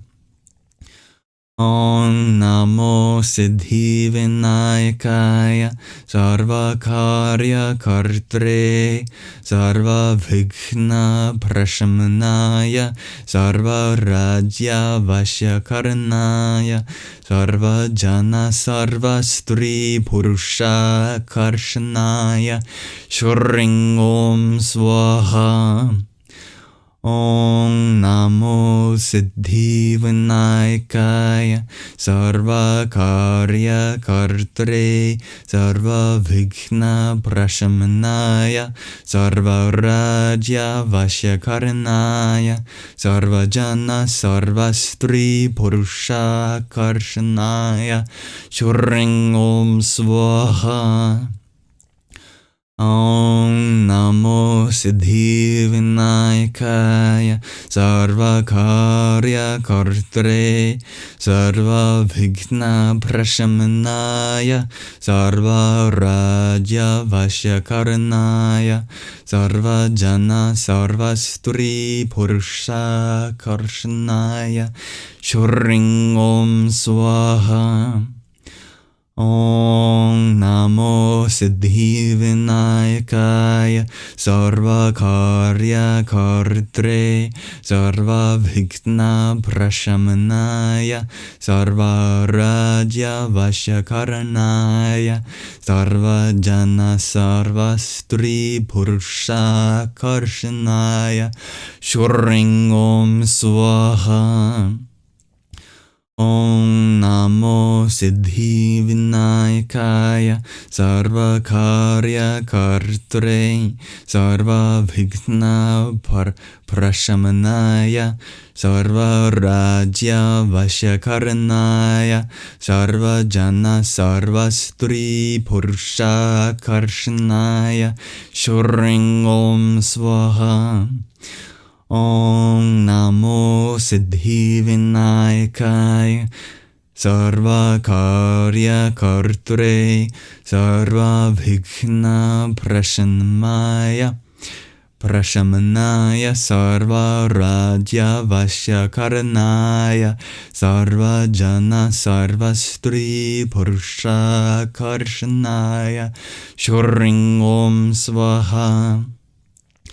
Om Namo Siddhi Vinayakaya Sarvakarya Karture Sarva Vighna Prashamanaya Sarva Rajya Vashyakarnaya Sarva Jana Sarva Stri Purusha Karshanaya Shoring Om Swaha Om Namo Siddhi Vinayakaya Sarva Karya Kartre Sarva Vighna Prashamanaya Sarva Rajya Vashyakarnaya Sarva Jana Sarva Stri Purusha Karshanaya Shuring Om Swaha Om Namo Siddhi Vinayakaya Sarva Karya Kartre Sarva Vighna Prashamanaya Sarva Rajya Vashyakarnaya Sarva Jana Sarva Stri Purusha Karshanaya Shuring Om Swaha Om Namo Siddhi Vinayakaya Sarva Karya Kartre Sarva Vighna Prashamanaya Sarva Rajya Vashyakarnaya Sarva Jana Sarva Stri Purusha Karshanaya Shuring Om Swaha Om Namo Siddhi Vinayakaya Sarva Karya Kartre Sarva Vighna Prashamanaya Sarva Rajya Vashyakarnaya Sarva Jana Sarva Stri Purusha Karshanaya Shuring Om Swaha Om Namo Siddhi Vinayakaya Sarva Karya Kartre Sarva Vighna Prashamanaya Sarva Rajya Vashyakarnaya Sarva Jana Sarva Stri Purusha Karshanaya Shuring Om Swaha Om Namo Siddhi Vinayakaya Sarva Karya Kartre Sarva Vighna Prashamanaya Sarva Rajya Vashyakarnaya Sarva Jana Sarva Stri Purusha Karshanaya Shuring Om Swaha Om Namo Siddhi Vinayakaya Sarva Karya Kartre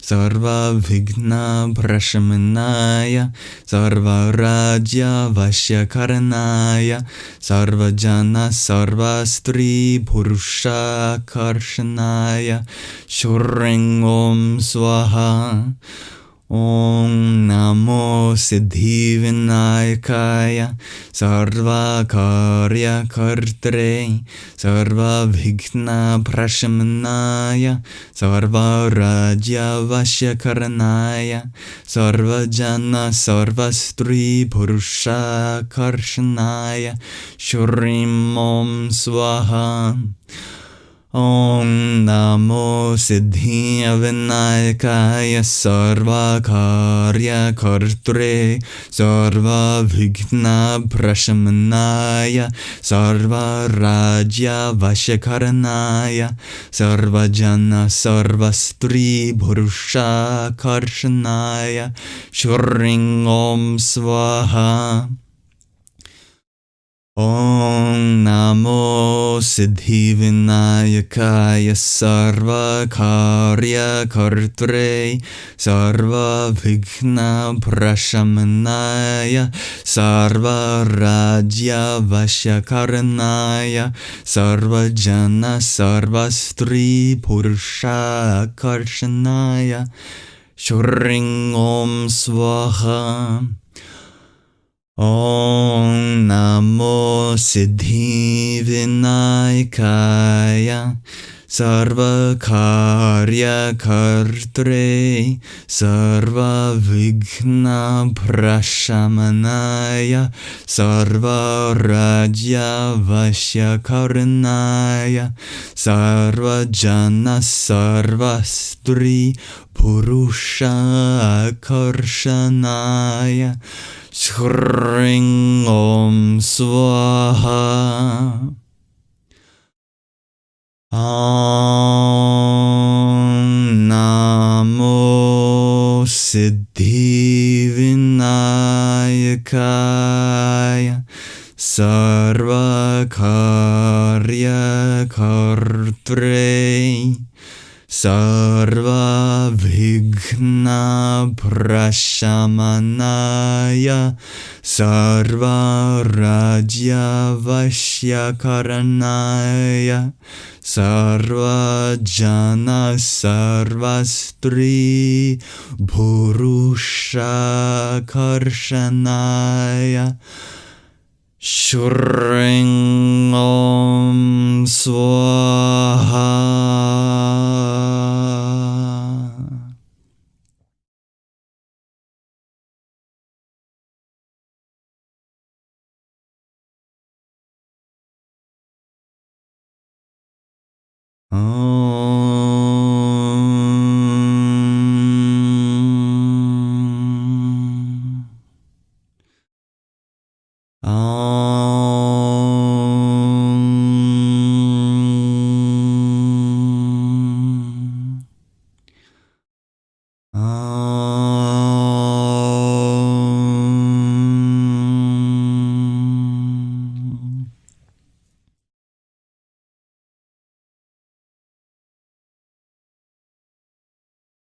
May this be an offering to Ganesha, the remover of obstacles. My wish is for all of your wishes to be granted. Namaste.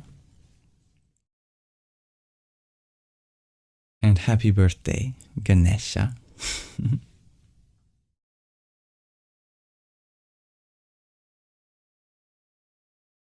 Thank you for exploring this mantra with me together. I believe that was the longest mantra japa session yet. So new Yam Sangha record. Everyone gets a round of applause.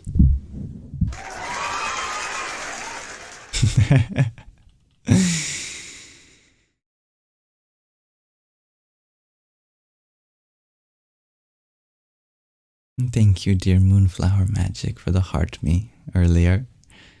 Hariom Tat Sat. You completed the challenge, dear Avon. Oh, wonderful.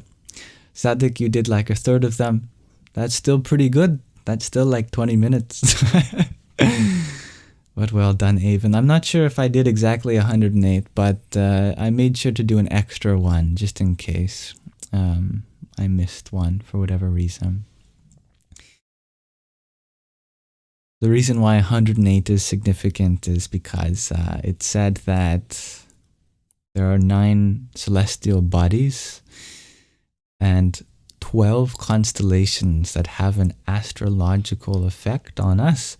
So each bead is like transcending an influence of the stars, because 9 times 12 makes 108. Also, this is a perfect showcase of how many moons could fit between our Earth and our moon. It's this many. As well as how many suns can fit between our Earth and our sun. This many. And how many Earths can fit amidst the diameter of the sun. This many. So this number also has a lot of significance with our home, in the relationship between our Earth, our moon, and our sun.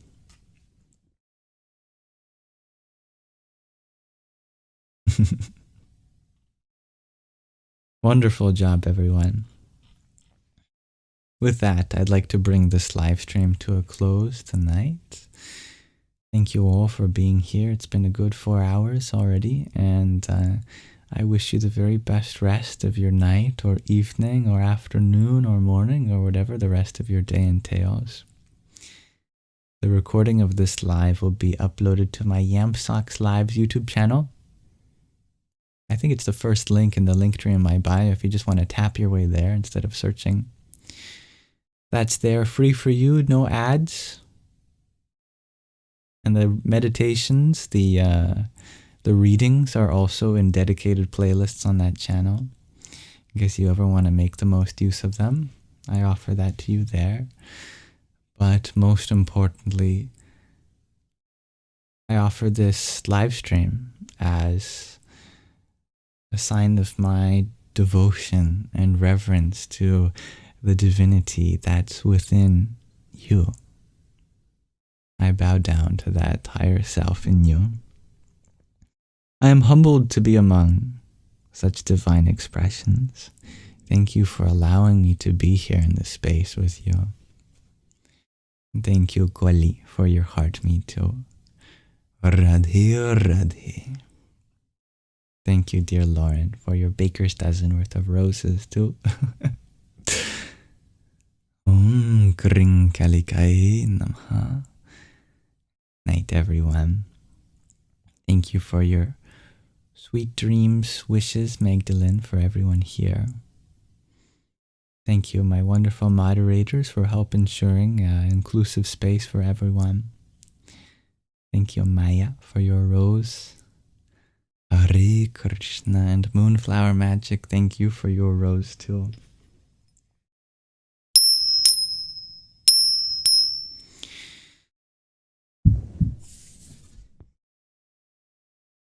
Asato ma satgamaya, tamaso ma jyotirgamaya, murtyor ma mritangamaya. Om Shanti Shanti Shanti.